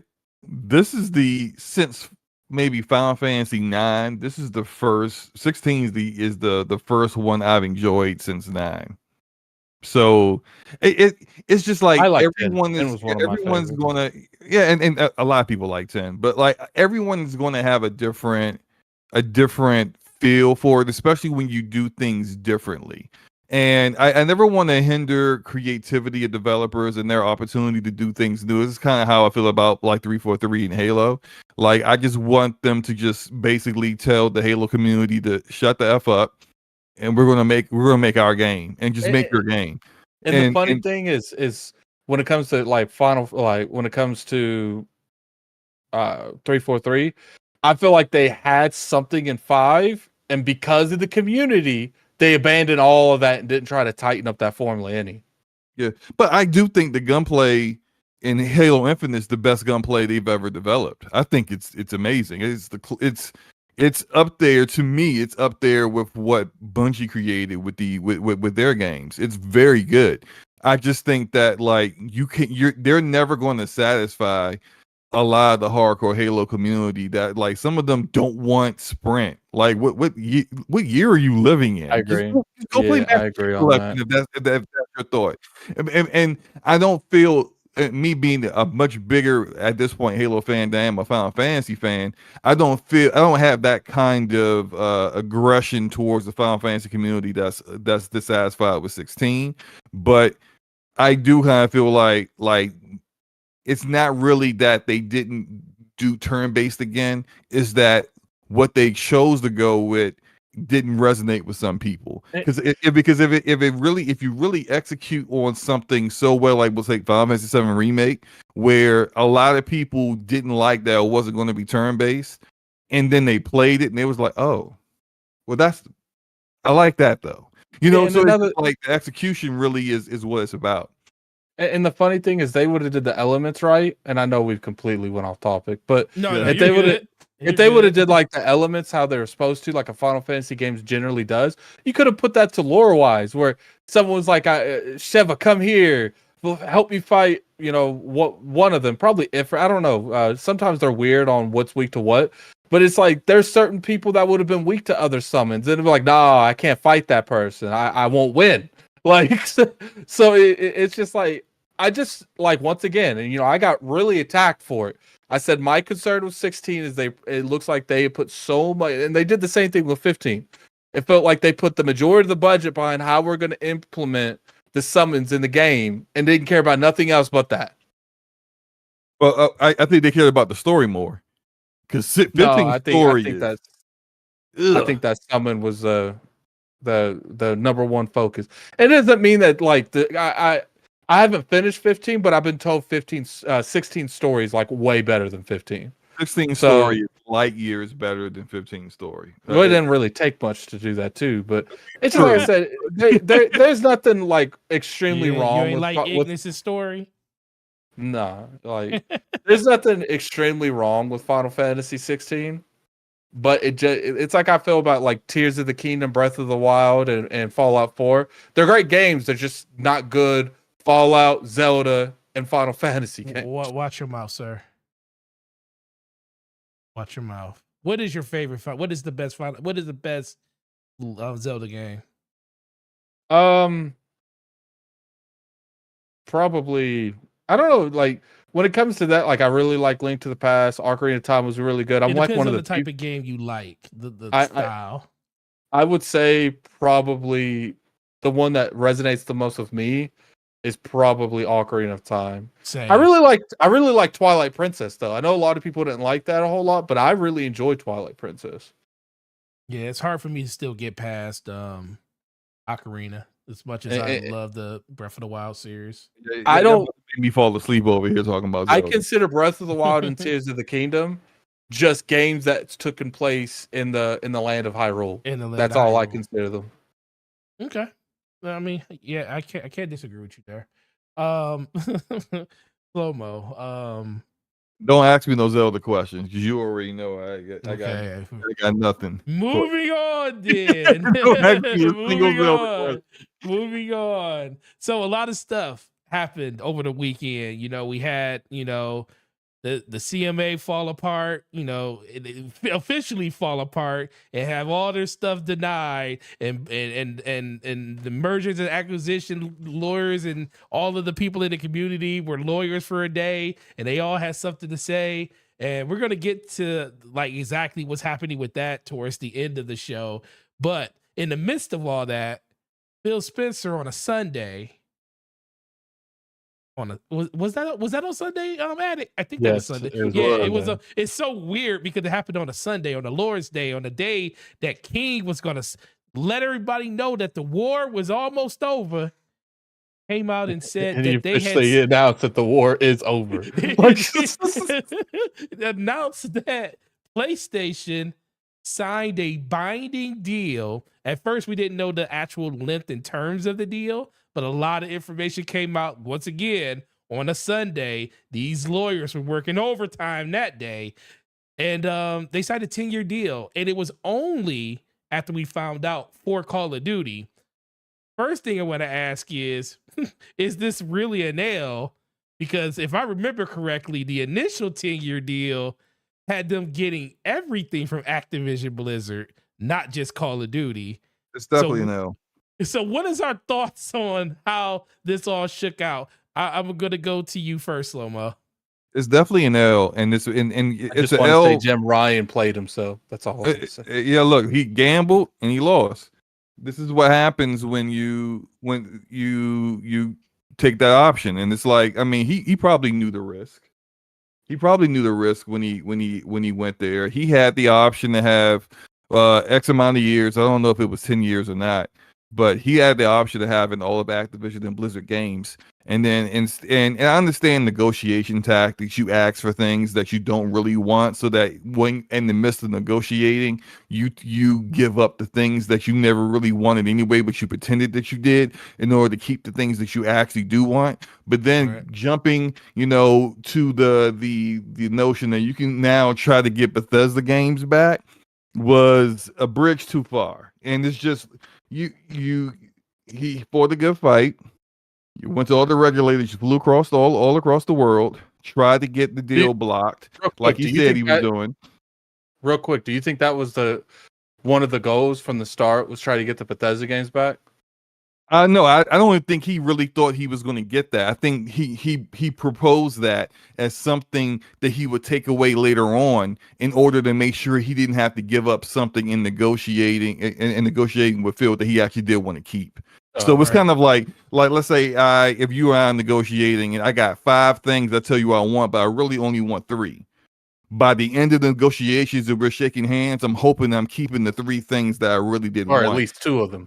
Or at least 2 of them, right? That's why I think he over proposed in order to try to end up with more than he actually could get, and then instead Phil just said, "I'm not going to negotiate at all, and we'll see how this rolls out in court." And then he lost. So now this is what he gets. Pulled the "I see your ass in court," and this is what he gets. He just gets Call of Duty.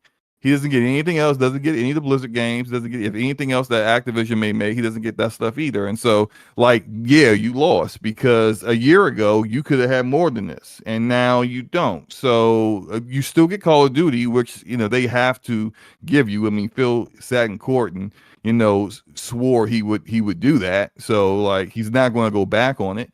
But you could have had more than that. And I'm pretty sure that he knows that. And he knew that at the very end of it all, if we lose, we'll still just get Call of Duty, but we'll try to get everything else. And so he took an L, but I think it's an L he knew that he could potentially get. So, yeah. Attic, what about you?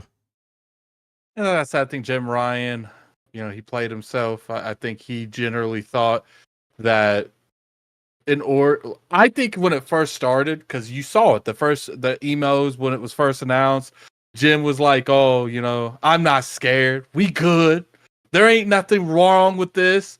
And then I feel like he started seeing, because he gonna make his own little statements, and I think he started seeing the waves that he was making doing them, and then he got in his head, "I can get this canned. I can get this blocked." So then I think he went into let's get this blocked mode, and I'm just curious if he assured PlayStation anything. It's like, if you don't sign that deal, I can get the whole thing blocked. You know what I'm saying?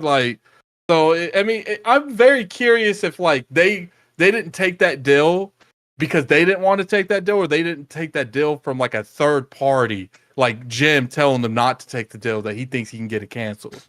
And imagine going to the back into the meeting room and be like, Phil's lawyers toss over that piece of paper in the PlayStation people, the ones above him, and look at that and it's like, this just says Call of Duty. Oh, you didn't like the last deal, so we thought you'd like this deal. It's like, this is what you wanted all along. And so, I do think he generally thought he can get that canceled. I generally do think he thought that with his connections in those regions, that he could use that leverage to leverage the entire thing to not happening. Mm-hmm. I think, let's be for real. He was fighting from a position of strength, especially when you had, the FTC coming out here saying that they wanted to, pretty much go against any big tech. Pretty much you're talking about Microsoft at that point, $1 trillion companies, and blocking acquisitions and mergers and stuff like this. And then, PlayStation being at its best in the European markets and all these different other places. They thought they had a really, really good chance of doing that. That's why you saw a lot of the conversation, especially from us, when it came to just the conversation that was being had during the proceedings, that it seemed like it was more about protecting PlayStation than the actual deal itself. Like, and it took a judge that, let's be for real, doesn't know everything about gaming, but I felt like they use not they just use common sense. Some of the stuff that she said is like, well, if this game is on Game Pass, PlayStation has games like God of War. Why aren't they on Game Pass? You would think they would do something like that to compete. And I was like, that's interesting. That's something that we think all the time. And not saying that's something they should do, but that's what competition does. It makes you do things that you normally probably wouldn't think about doing. And I think that's kind of the thing that happened over the course of time. So I never will be upset, and I never told anybody that Jim Ryan was a fool. I never call him Jim Ryan, Lying Ryan, and all this stuff, because He just made a gamble and lost. he did what he was supposed to do as the CEO of PlayStation, as the head of PlayStation. He made a gamble and he lost. He was supposed to make that gamble, because if he didn't make that gamble, it would probably be even more fallout. But I am interested in the thing that you said, Addict. How far up the chain did not signing that deal go? Because could there be repercussions and stuff for not signing the deal and then losing out on all this stuff? And I guess the last thing I'll ask you around just this topic in general is, would Xbox actually not release those games on the PlayStation platform? Like, will we see, like, I mean, Phil Spencer talked about Elder Scrolls and stuff like that, said that game's too far out for us to like kind of talk about. Or what about the next MMO that's coming out from Blizzard? We think it's a live service game. Is that something they can actually not put on PlayStation? What do you guys think about that? I think they don't have to. Sorry, I'm just getting back. Sorry, I think kids. I think MMO style games as a service style games, those will be on all platforms. But I do think they're looking at stuff like Crash, maybe potentially bringing Spiral back, maybe a prototype in the future, depending on how well they do things. I feel like they're looking at those and like they ain't going nowhere. Like those are ours now. Like, what you think, Slow-Mo? I have no idea, because I literally, like I said, I just got back, so I don't know. We're just talking. No, we're just talking. No, just asking. Like how, since the deal is only for Call of Duty and not all of Activision Blizzard, do we think that there is actually a chance that Xbox would not release these games on the PlayStation platform? Because it's at their choice at this point now. I think they'll release stuff on there that is, like, if they come out with an Overwatch 3, I think that has a high likelihood of also showing up on PlayStation, because that's a game that you're really relying on having a big community, and you want more players to play the game. And so you're also going to have, because that game has Overwatch 1 and 1.5 really, because Overwatch 2 really is the same game. But like this game already has a player base on PlayStation. If you chose to do an Overwatch 3 and you didn't put it on there, for a game that's really been like actually a long-standing game and not an annually released game like Call of Duty, you have a higher likelihood of not getting those people to switch over. So I think that for some of their games, they will be like that survival game that that the Blizzard devs have been talking about. They're really excited about. That's probably going to be exclusive to the Xbox ecosystem. Anything else that they're making that's single player oriented likely would be exclusive. But who knows? I kind of feel like it's not that big a deal, because we're not going to really see these games anytime soon. Like it's with the way AAA development is, and with the release cadence of Blizzard being what it's been, and the fact that Activision really doesn't release much else outside of Call of Duty every year, like, who's going to be making these games? Right. So it's just, and then by the time they do get into development to make those games, you're looking at a good like 3, 4, 5 years before they come out. We're talking about next gen at that point. So it's not. I really, as of now, don't really think it's that big a deal. But we'll see how it turns out in the future. Right. Yeah, I agree. So I made a change on the last two topics. I flipped them around because I don't know what I was thinking. We were talking about the 10-year deal. I might as well, put that right into the Phil Spencer emails and talk about the email that he sent over, and then just the deal being delayed to October 18th of this year. And I got the email right here. Read it to you guys. Extending the close date of the ABK deal sent from Phil Spencer to the gaming, pretty much everybody at Microsoft and their leaders, and then Jamie and Brad Smith were copied on it. It says, Team Microsoft and Activision Blizzard remain optimistic that we will get this acquisition over the finish line. So we have jointly agreed to extend the merger agreement to October 18th, 2023. While we can technically close in the U.S. due to the recent legal developments, this extension gives us additional time to resolve the remaining regulatory concerns in the UK. I want to thank everybody for their time and energy and support of the regulatory process and all of the great work coming to fruition for Xbox this year. Players around the world will be delighted with the incredible lineup of games launching in the next few months, including Starfield and Forza Motorsport.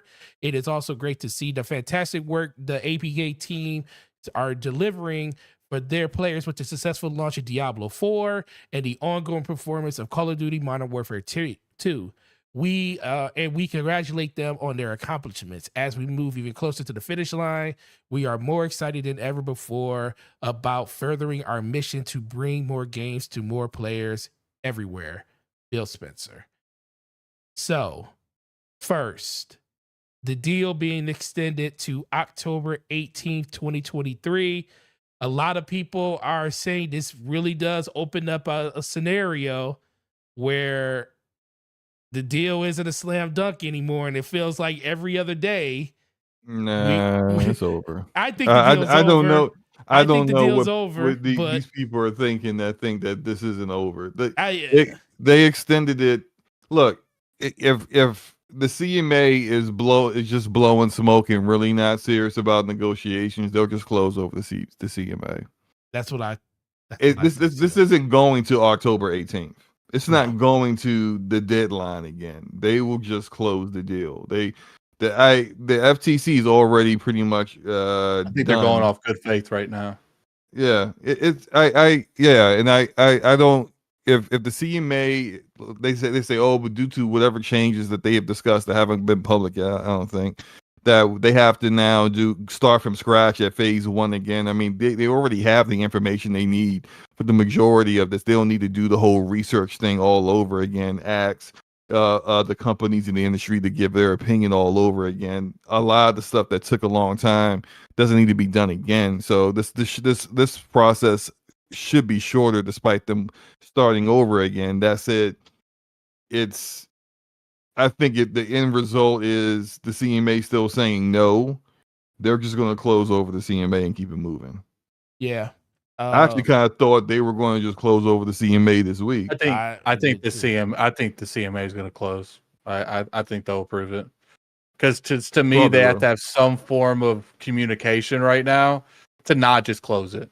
I feel like their lawyers have talked and they've come up with at least some outline of an agreement, and it's so promising that Microsoft was willing, because obviously anything can happen. They could find a loophole between now and then to try to stop them from closing. But I think Microsoft willing to take that risk because they see that if this deal's outline is promising enough where they can finish it and not have to upset any country, they're willing to do that. Right, because they're not done. They're definitely going to continue acquiring or attempting to continue acquiring more publishers and developers. So they don't want to piss a regulator off with this one, and then could potentially make it even harder for them. Even though I think it's going to be harder for them regardless of that. I don't think they really have. I think any publisher they may try to acquire that would cost over $10 billion is out of the question for them at this point. I think Right. the way the regulators are, the way the FTC is making changes now to try to better combat against these kind of acquisitions. I think they will be to fly under the radar and not have all this drama. They'll have to like acquire a much smaller publisher like a Bandai Namco, or like just like straight up Sega. big development studios, or like others just studios, because it's just anything bigger than that, and they're going to be fighting them even harder tooth and nail. And now that they've got these regulators and other people in other industries And attention on gaming. imagine too if like they, because they got money, they bullied themselves to win. Mhm. And now when you go to buy, so let's say that, you know, Dustin's right and they try to go after a Take-Two next. They go they gonna shut that down, and that doesn't even look bad on the CMA part. Like if they bullied themselves to win over the CMA and they try to get Take-Two, the FTC would actually have an actual case to go against it. Look what they did to the CMA. They claimed they weren't doing this, they did. Like Right. Yeah. So yeah, they have to be very careful how they move going forward. And I don't think this is why I feel like people like Sega's next, and I'm like I talked about this last week. Me and Forte were talking about this, and I'm just like, I don't see how people think they're acquiring Sega. Sega's doing great, and both ZeniMax and Activision agreed to be acquired at a time where they were looking to be acquired. And unless Sega is looking to be acquired, like how is that somehow like that's definitely going to happen? I the just don't thing see though is, you know, Activision, besides all that stuff going on, you can argue if Microsoft never accepted, they went to Microsoft for a reason, and then they knew they had deep pockets. Right. And it's like, at the end of the day, especially Sega's, a lot of people think that Sega can't be bought because it's a Japanese company. I've talked to people that would know it can be dope. Yeah, it could be bought. One of the biggest things that helps them is that they're not buying a public traded company as Sega. They're gonna buy it off of Sammy, Yeah. Yeah. and that makes them a lot easier. It just look, they have a good relationship with a couple people. I do think Sega. I know for a fact that Sega was looked at one time. Yeah. That was before the ABK thing happened. So, you know, is it one of those case scenarios where it's like, look, we'll put the tactics on here day and date. We'll put, you know, that new game was announced on their stage. We'll also put the 3 remake, whatever that's called. We're putting that in Game Pass day and date. So I do think there is enough reason to think, okay, maybe there is something going on between Sega and Xbox. But as far as like buying them, that's different because we don't know how deep that hole goes. Right. This is what I said last week. This is what I think happened. I think, and we saw the documents, we saw the emails. They definitely looked at Sega, did an analysis, and targeted them as someone they wanted to acquire. I think they shot their shot.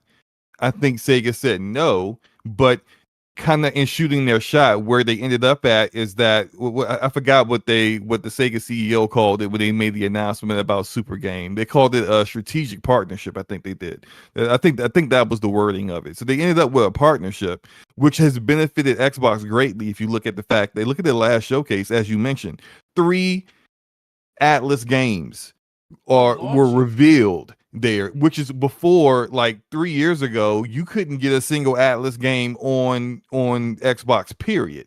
That kind of shows the level of, even though they may not have acquired them, they did improve the relationship to the point where you're getting those games and they're being marketed on your platform. So you're still getting the benefit of working with Sega. You just don't own them, which I feel like some people just want to buy them just so that like it's a console war thing. They just want to point at Sony and PlayStation fans and say, "Ha!" I think the reason I want them to But buy them is there's not a lot of people you could talk to that make these high quality JRPGs. And I feel like Sega's the only realistic one that Microsoft can buy. I don't think Bandai Namco would ever sell to them. I don't think Square Enix definitely ain't going to sell to them. I don't think Capcom's ever going to sell to them. Konami most likely not. And to me, Sega is the only hope that Microsoft will ever have a branch, like a true branch of their company in Japan. and then if they buy them, they just throw games Tango Studio into that branch. Yeah. Move Because out I'm of sure it's Bethesda. harder for Bethesda to monitor and check up and help Tango because they're so far away from all the rest of their studios. Yeah, and that would be like all the benefits to acquiring Sega for the Xbox ecosystem and all that stuff. It's just well, I still look at the end of the day, I look at the fact that like Sega's doing great right now. They're doing really good, and Sega that division that they would want to acquire is like 50% of Sega Sammy's annual revenue. And I just it's when you're doing great and that division's doing great, that's usually and what we've seen so far. Well, You're not getting a publisher selling that division with these current set of circumstances. the only issue they'll have buying Sega from Sammy is I'm pretty sure there's going to be a lot of key people that run Sega that work for Sammy. They'll have to replace that whole infrastructure. Like I do think there will be a semi form of a publisher there with Sega. It's just I think they'll have to hire certain people in that region to take some of the people that's not going to come with them from Sammy. Because I think if they buy Sega from Sammy, I don't think they're picking up the whole thing. They're gonna buy a lot of the they're gonna buy a lot of the gaming outlet, and then the rest they're gonna have to build on their own. Yeah. Yeah, and I didn't think about that because they would have to like the whole marketing aspect of things, the whole the management side. Well, not necessarily the management of the games, but like there's sections of it that Sammy does handle that they would have to step in and do that, and that's a bit different than acquiring an Activision ABK, where they're going to just continue to keep doing what they're doing anyway, or ZeniMax Media, which does the same thing. So now this would be a little bit different. Like maybe it would need to be under. Artemis in the chat said Sega CEO said they are not looking to sell at the time. Yeah, Bethesda said the same thing. Look where they're at. Like these companies are never going to come openly and admit that they're looking to be bought ever. E. Parsons said the same thing too.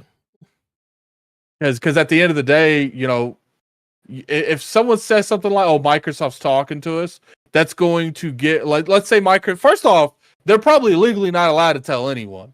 Because Microsoft's probably talking to 8 different other companies, and that's going to make the price go up and down depending on where they're at. And not to mention like the morale. Why am I working here? We might get bought by a bigger company, and I might lose my job. Because let's be real here, there's going to be layoffs. There's always layoffs. And when you add as many people that's coming in through Activision, Blizzard, or King, it's going to eventually lead to some form of layoff. Hopefully, it's not a huge layoff, but it's going to happen regardless.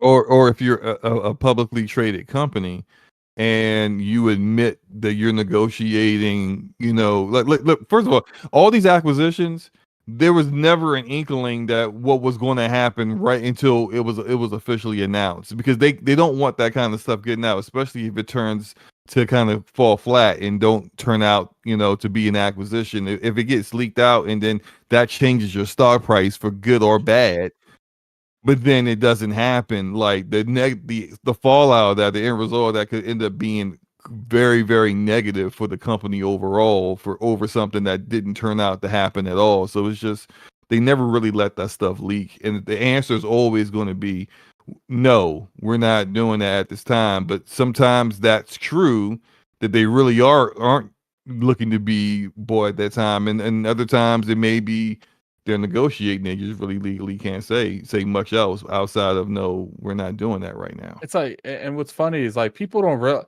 I know for a fact that Microsoft has approached Ubisoft. They approached Steam at one point. Like all these companies are talking to each other all the time. It's not just Microsoft. How many times do you think PlayStation probably talked to Insomniac before they actually put the ring on? Probably a decade. I can see that. That was a great deal on their part. It's every time they buy a game, they make a game for PlayStation. Oh, so you know what you guys think about being bought up from us right now? Like people act like Sony doesn't buy stuff because they'd rather work. No, most of the time I guarantee you they have approached these companies to buy. But when you have a younger person that's really thirsty to make an impact, they're not selling at that time. But guess what will happen? They make 8-9 games. It's been 15 years, and okay, Sony, all right, now take the company. Now I'm done. Take the company now. I'm done. Yeah, it's interesting. I mean, I think in general, it just ultimately comes back to what's best for whatever company at that point. Like, I do think like there was like you said, like Dorian said, there was the rumor that Square was on the table before Activision. I mean, before ABK was, which if you kind of strip it all back and you look at it, a It lot makes of sense. stuff happened with Square as soon as the ABK deal kind of materialized. That's when you saw Square literally divest themselves of all of their Western studios, and they sent them over.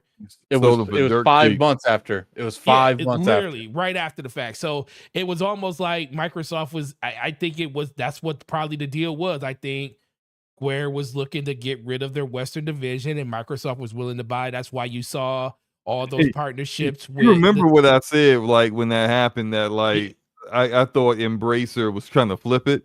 Like yeah. basically they bought it for dirt cheap, knowing that like, hey, once this ABK deal is done, we can sell this, we can sell a good portion of this to Microsoft To and, my and, yeah, and make a profit off of it. But and I still think I that's don't going to happen.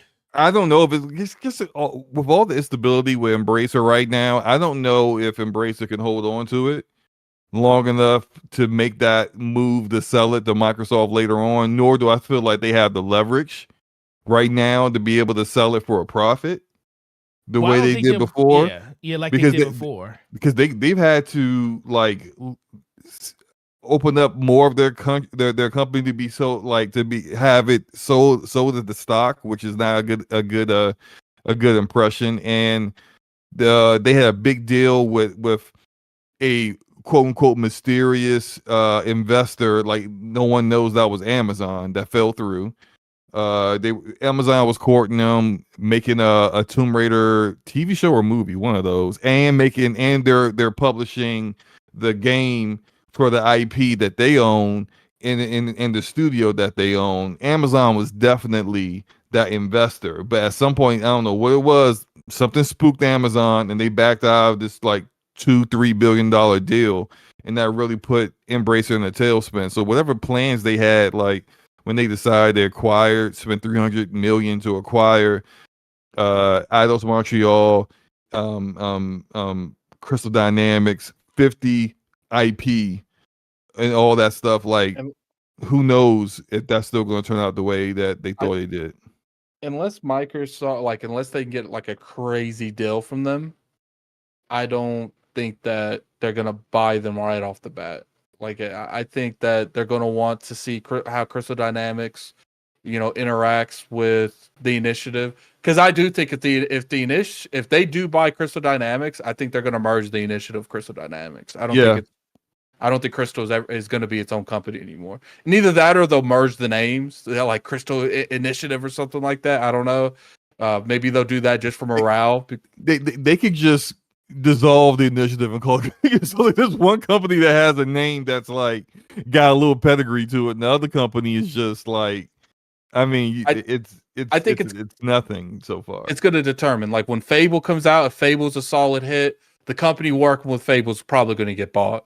And then when Eidos Montreal, yeah. yeah, I think you'll see if these companies work good with the initiative and Playground second team. I think they'll buy these studios just to turn these just to merge the companies. Because if the staff work good, especially Crystal Dynamics, the initiative, they got one of the person who used to lead that company. I do think that, because people think they're going to buy Crystal and Crystal's going to be its own dev. I don't think that's the case. I think if they buy Crystal, all those people that worked for Crystal is going to be working for the initiative. Yeah. I think they'll definitely merge. I think there are studios that they don't want to acquire right now at a very sensitive time period, because then just any additional acquisition in gaming right now could have their detractors like, see, see what they're Yep. doing.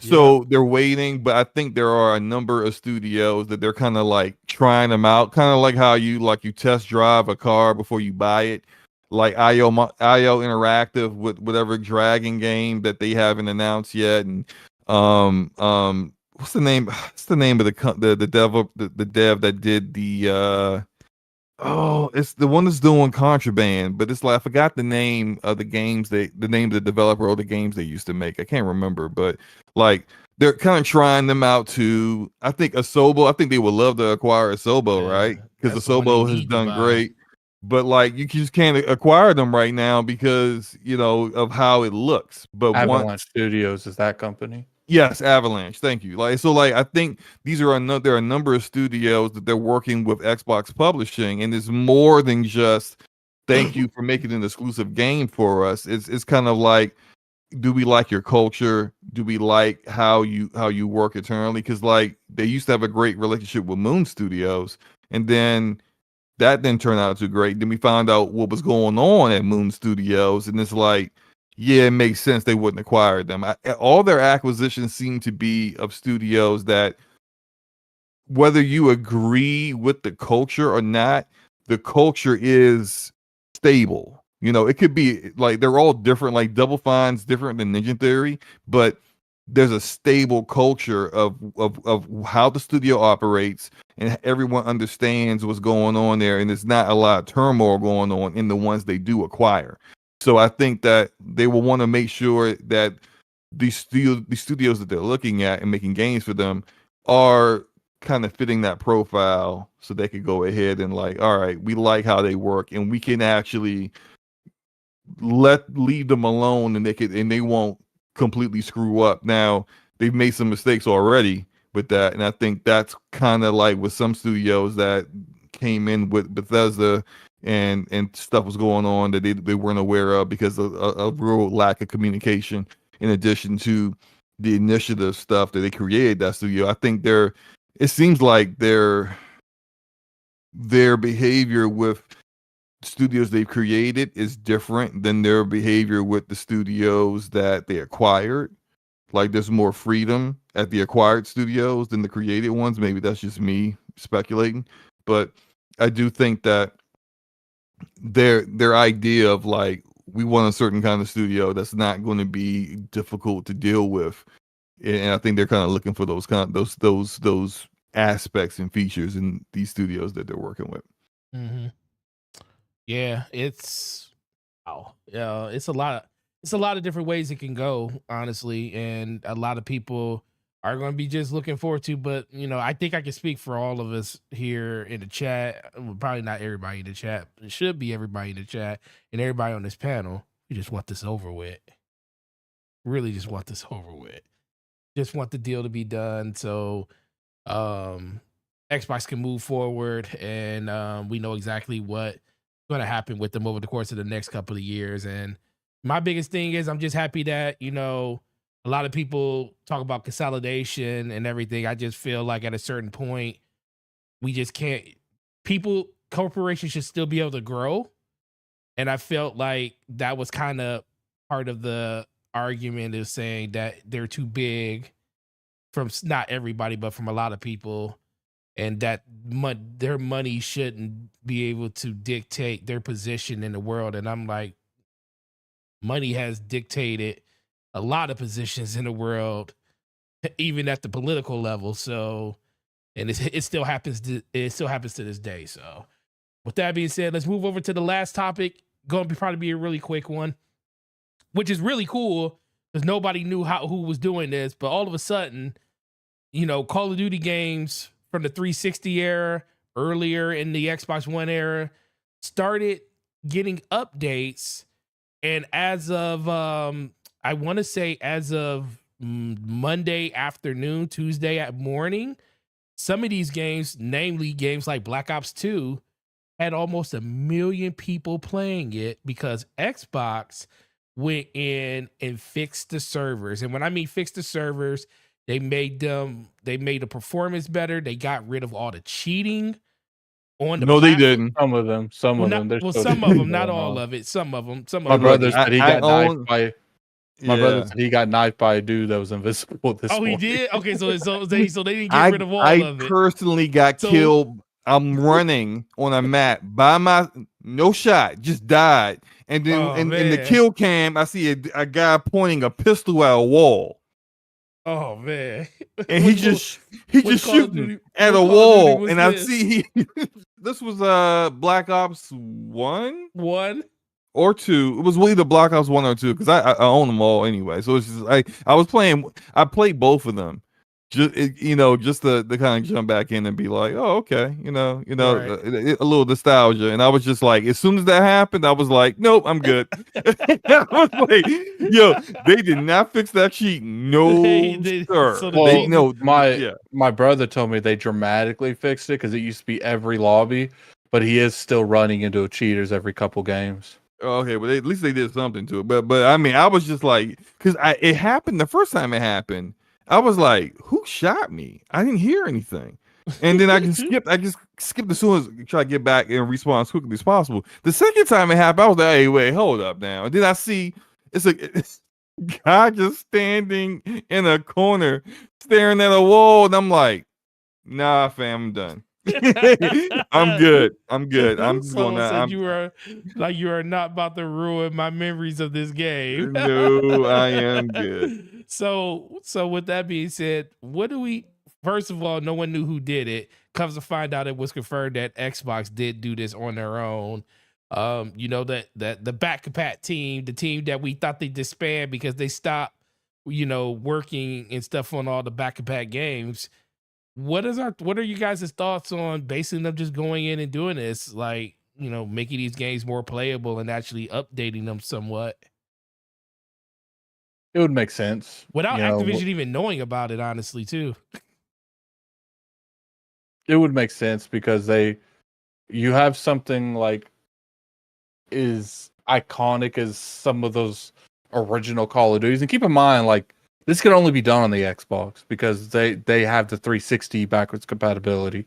Yeah. And, knowing that they had that kind of key advantage, knowing they're about to buy Activision Blizzard King, they never came out openly and say they did it either. So the reason I don't think they've come out openly is because they want, the moment that deal's up, they want to announce that with part of it. And, we went back and they could still be fixing it. We could just be seeing, the cheating's not fixed 100%, and they're still working on it. I think they're doing this because they know that when they want to have something really big announced for when they actually make the announcement that the merger is completed.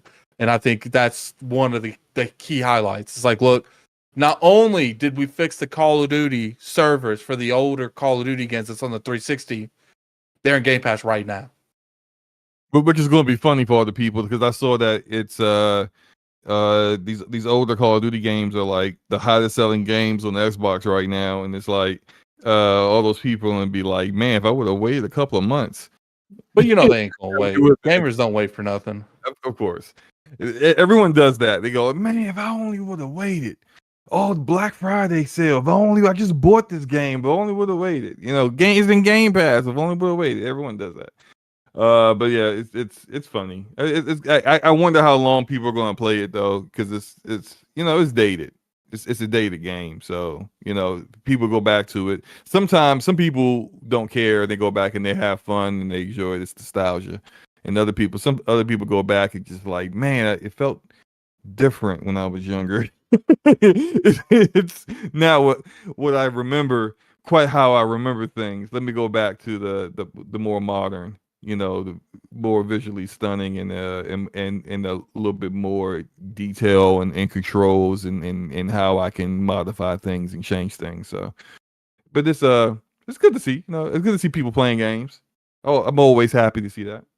Yeah, that's when I saw 1 million people playing Black Ops 2. I was like, oh boy, how bad has the new Call of Duty's gotten? And I knew it was serious when my brother calls me. Guess what I'm doing? I'm like, what? He's like, I'm playing Black Ops 2 with the boys. I'm like, oh God, when have I ever heard that statement before?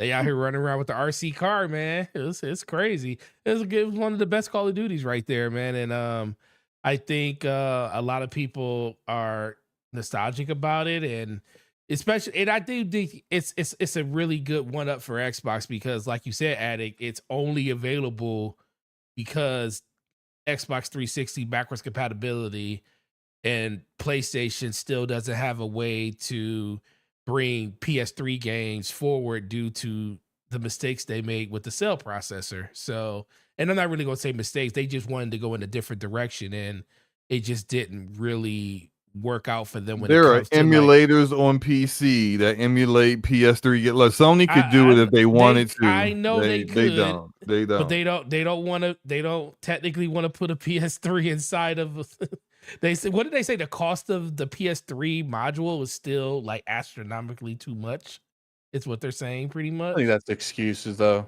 Yeah. They Yeah, don't. I think at the end of the day, they could do it and probably do it even on a software side where you can't use the physical. I mean, I think people, if you ask someone and said, "Yo, we could do this, but you have to download the digital license that you own," I think people would be more up to that than just like, "Yo, we ain't doing none of that. We're making that choice for you." Well, that's what I Xbox makes you think does, they and don't people don't choose. realize it. I don't think they see the monetary value in it. I think Jim Ryan is a sales numbers guy. He don't care about your nostalgia. Am I gonna make money off of getting the work done to make sure that those games are backwards compatible? Probably not, and therefore I'm not gonna bother. Yeah, but I will As I I a will good business say decision. I will say that a lot of people bought that game over the last week on Xbox because it was backwards compatible. $10 for Black Ops 2, $20 I think it was for Black Ops 1 because it was the one that wasn't on sale. And it was literally the top sold games on Xbox were old Call of Duty games for like 2 days. And so Xbox made a lot of, so trust me, I don't know how much, but they made a pretty decent amount of money on some games that they don't really sell anymore. So it was cool to see. I mean, I think that was a big, what's about to say at it? I say you just look at like something as simple as this deal's already people are already benefiting from it. I mean, Mhm. look, they're about to bring Overwatch back to Steam. So do you Yep. think that would have happened if Microsoft wouldn't be buying this company? No, it'll be still stuck on the Blizzard launcher. No, So I think they would have did anyway because they put the latest Call of Duty on Steam as well last year. I feel like a lot of that is secretly Microsoft behind the curtain pulling strings. Like, and it's not necessarily them coming in there and saying, "Yo, this is what I want you to do." It's they did that initial meeting and they said this is the direction we would want the company to go. And I think that out of good faith, because they pay them a lot of damn money, they're starting that process early because they know the deal is going to go through. Well, I mean, that's also why you see, Bobby Kotick come out in interviews talking about how he didn't see the Switch as a viable system due to the sales, but he also said that they will not look past Nintendo for their next console when it comes to their next one. Because, and I think in part, like to your point, part of that might has to do with just the mindset that Microsoft has around that to say we want to put our games everywhere and, anyone. And that was, I do truly think that was a big miss by Activision not having it on there. I'm not saying it would have sold like it sold on Xbox or PlayStation, but I can see a lot of people going out and buying a Switch to play Call of Duty, handheld mode, or especially the campaign and stuff like that. It wouldn't be the same experience, but I know people that I don't buy think games they anybody know they're that not going to be. I don't think anybody that's like serious about Call of Duty to play it like on the No, competitive side like is going to get a Switch I for don't. that. Yeah, the campaign, sure, and be able to access that on the go and hopefully well, I don't think you're going to get cross save or anything like that, but No, yeah, you but could. yeah, I mean, they don't do that now. Wait, do they? I don't know. Like, no. Wait, you have Call of Duty, this last one on PC and on PlayStation, right? Yes.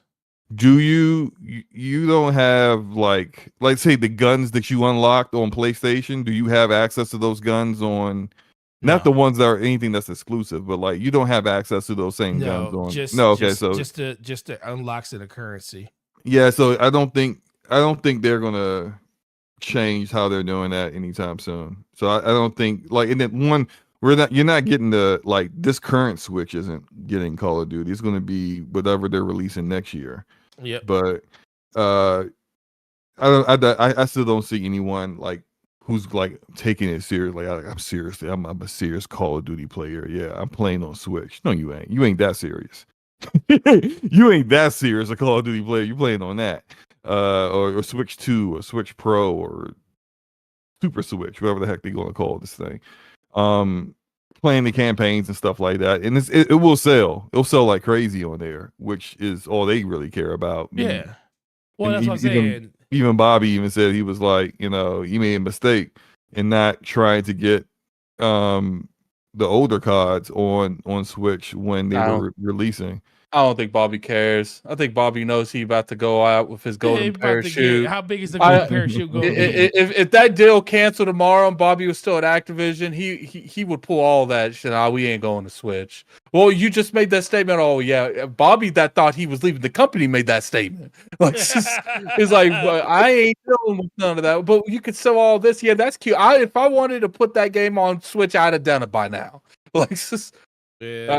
I just think he's got. To I the point I agree about that with the current Switch, but I think that whatever the new one is, I've seen some rumors about its level of power. I think it looks like if they're what they're saying what it is, that it's basically like Steam Deck level power, which ain't great anyway. But I think with that he'll put it on there. He was I mean for him to be like, yeah, I wouldn't put my games in Game Pass and talk like he clearly did not give a F at all on that stand about like mincing words whatsoever. So I think he was being honest on that aspect. But yeah, he don't care. Bobby just wants this deal done so he can get that golden parachute and retire for the rest of his life. Yeah. And All right. I want that for him too, because then he's not threatening his assistants to have them killed or covering up sexual assault Jesus and Christ. other stuff. So good, get him out of here, please. All right.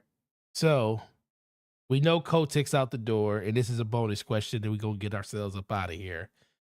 When this deal closes, Mike Ybarra will be what? Slow-mo.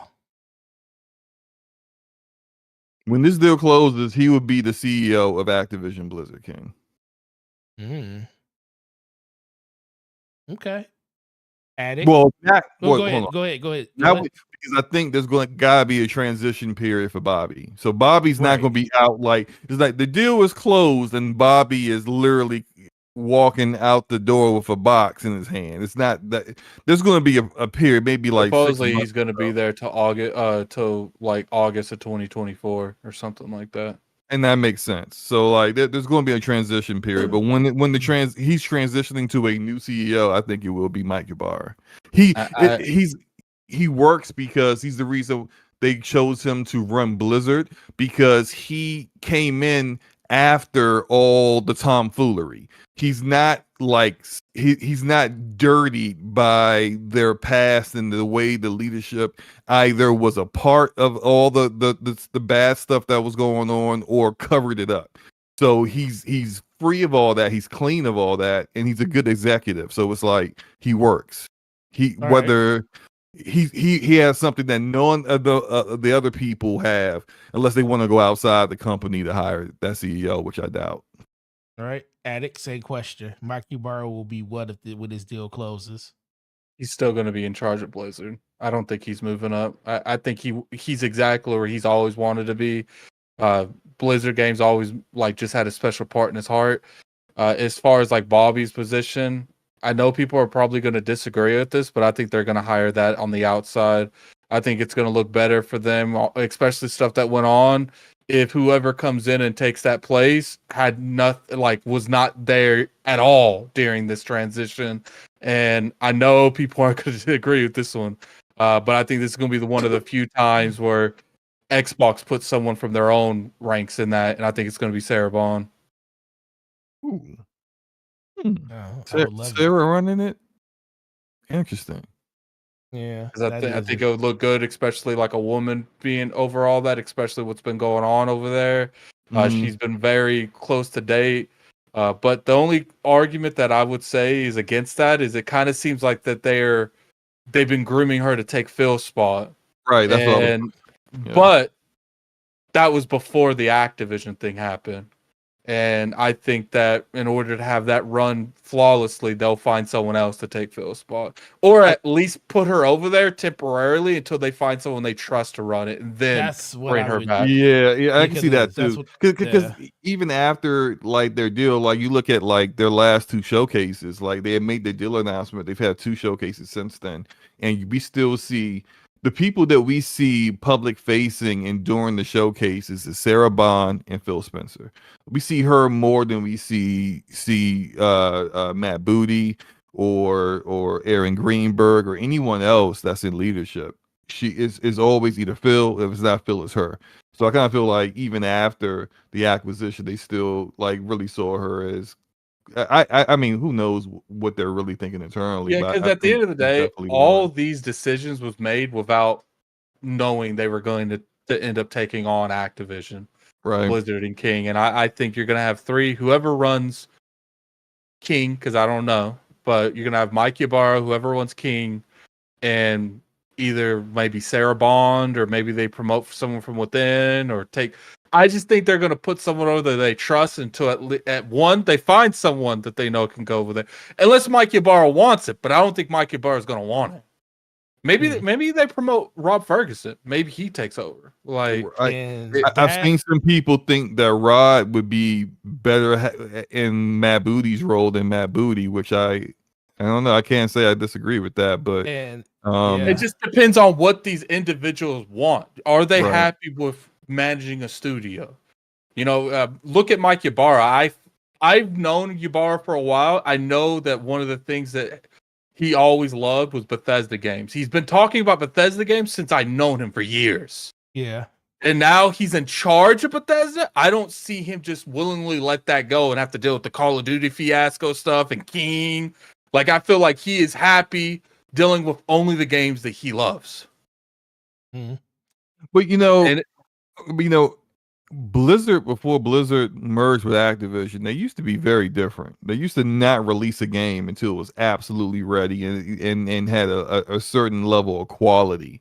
And if you talk to you listen to a lot of the people that work at Blizzard, and left due to what they felt was interference from Activision, that they felt like Blizzard is no longer the developer that they used to be.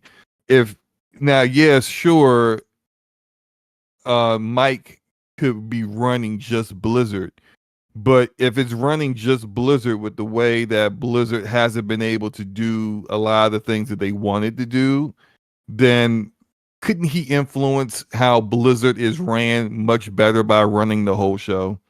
I feel you, but I don't think Mike Ybarra wants to run the whole show. But because if he's running the whole show, who he got to talk to? He's got to have way more. Like, here's the thing: I don't think if they try to make him go to the league, I think he'll leave the whole company. Oh well, yeah, you don't want that. He wants to do what he does and ride off into the sunset. I don't think he wants to even, because if he's part of the whole company, he's got to talk to Microsoft way more. And I know for a fact there's not bad blood, but there's tension between them. There's some problems with Mike and some people in leadership.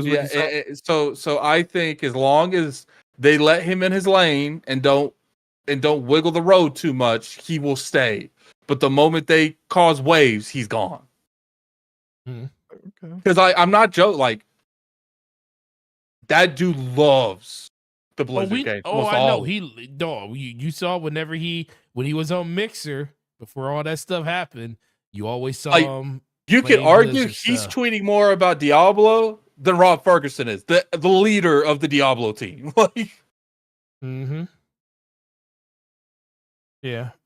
I was gonna ask about Rob Ferguson, but we kind of answered you. You kind of said it in the midst of that, so we'll just. I can see him taking over Bobby's spot too, because here's Rob Ferguson and Mike Ibarra are both very well good for that job. It's just, I could see Mike be willing to, because at the end of the day, like Mike Ibarra probably won't get like a whole lot more benefits besides making more money leading all of them. I think that would be more of a climb from Rob Ferguson's area than Mike Ibarra's area. I think Rob might actually want to run an entire set of studios than that. And I don't think it's going to be like that. I don't think they're going to have one person rule them all. I think there's going to be 3 people running all 3 companies, and they're all talking to one person at Microsoft. Sarah Bond. Yeah, most likely either Sarah Bond or Sarah Bond's going to take Activision. They're going to talk to someone on Phil's team. Well, I think that to put a nail in this topic, that whoever they have replacing Bobby is gotta be somebody that is completely innocent of the things that caused them to be in the situation they were in the first place. There's gotta be somebody that has nothing to do with any of it. That's why I feel like they'll bring someone from the outside. Here's the thing. You can get someone like Mike Ibarra that's been there recently, but at the same time, like you're probably going to want someone that's not been there. Like to me, you're going to want someone that's fresh out the pot on something. And that's why I feel like a Sarah Bond makes the most sense, because she is in that kind of position. She's been working in that kind of area already. So there won't be a whole lot of training going on there. Mm-hmm. Like, because realistically, you're gonna have to deal, and let's be honest, Microsoft has to deal with whoever they put over there. Because I do think they're gonna have a little bit more of a hands-on with Activision because of the stuff that went down. I don't think they're just gonna let them go off into the sunset and work on their own stuff. Like they're going to, they gotta work on the culture. They're going to pick the successors themselves. Yeah. I'm with you. And Slow-Mo, to go to your conversation earlier, you were talking about Activision, Blizzard, and PC and mobile. Mobile for Activision is 1.9 billion. PC is 1.25 billion. Consoles is 1.19 billion. So really interesting stuff. And that's only over the last 6 months leading up to June 30th. Yeah. So the first that half was of the year. that was all of ABK, right? As all of ABK revenue. Yeah. Which is just roughly over 3.4 billion basically in 6 months. So cash cow, bro. Cash cow. Half of what they spent on ZeniMax. Basically, they're going to make ZeniMax money back in the first couple of years after this acquisition goes through. So, well, first of all, really great show. Really appreciate everybody that showed out. Shout out to the 74 people that were here today. Really appreciate that. I also want to say thank you to our amazing guest, Gaming Addict of the Iron Lords podcast. You guys most likely know who he is and where you can find him, but he has another channel that I definitely want you to check out because it's blowing up, and I really appreciate him. Well, I wouldn't say blowing up. It's definitely improving. Well, when you're going from 0 to where you are now, that's considered blowing up. Can I put it in your chat? Yeah, definitely. Go ahead. Okay. Well, I wasn't just going to throw a link in there without asking. Yeah, go ahead. It's also in the description too. So if someone goes down to the very top of the description page too. So definitely go and watch. I want you guys to go watch my videos back to back. So have a good time over there, guys. Yeah, appreciate it. And Slow-Mo, amazing job as always, man. Really appreciate your energy and stuff that you bring to the show. Please let everybody know where they can find you and where you don't make videos. I do make videos occasionally. Occasionally, okay. Like I'm gonna come out with some stuff. I'm probably gonna do a lunchtime with Slow-Mo tomorrow because I'm going on vacation starting Saturday, and I won't be back until next Friday. So again, that's a kind of an announcement. We don't know what we're gonna do with DPS next week. It won't be on Thursday, that's for certain. What we end up doing, I have no idea because I'm supposed to host, and so Thursday's out of the question, and Friday I don't know when I'll be home on Friday. So Maybe Saturday, maybe we'll skip a week. I don't know. We'll figure it out. But I'm gonna do a lunchtime with Slow Mo tomorrow because if not, then that's like over 2 weeks of not doing anything on my channel. I don't want to do that. So, come through tomorrow if you're free, and we'll play something and we'll discuss some things. Do you want to do the channel members? Yeah. If you, what, All you right. got yours up already? Yeah, I got mine. Go ahead and go with it. All right, so we want to again. First off, we want to say that we appreciate everybody that is a channel member, and if you want to become a channel member, you just hit the join button. You know, it's right there on the screen. You know, don't be shy. But we do appreciate you guys that have chosen to support us in this way. And with that, I want to thank Babe, Retardio, Donnell Brown, DexFlex27, Dragonheart Yobi, Enrique, Hargeet Shani, Truth Serum, Marodimus, Ramon Terrell, Homie One Kenobi, Game Forte, Corey Homie Hill. One Kenobi, I love that name. It's a great. I normally say it like a Jedi, I'd be like Homie One Kenobi. Like I normally say it like that, but I didn't. But anyway, yeah, it's an awesome name. Corey Hill, Stardust Cicero, and that guy Smitty.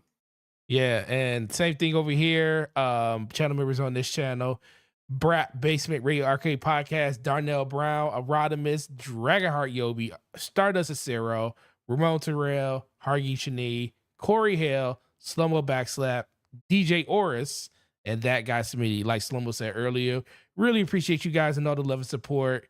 And dude, we wouldn't do this without y'all. You guys are amazing, and this is our own little community. And make sure you keep on rocking out, and we'll keep on rocking it out too. But with that being said, guys, you guys have a great week. Enjoy your weekend. Enjoy the games. If it's hot where you're at, stay in the house. Air conditioning's your best friend. And have a good weekend. If you have power. Oh, if you have power. If you don't have power, go outside and get as close to water as possible. You guys have a great weekend. Later. Peace.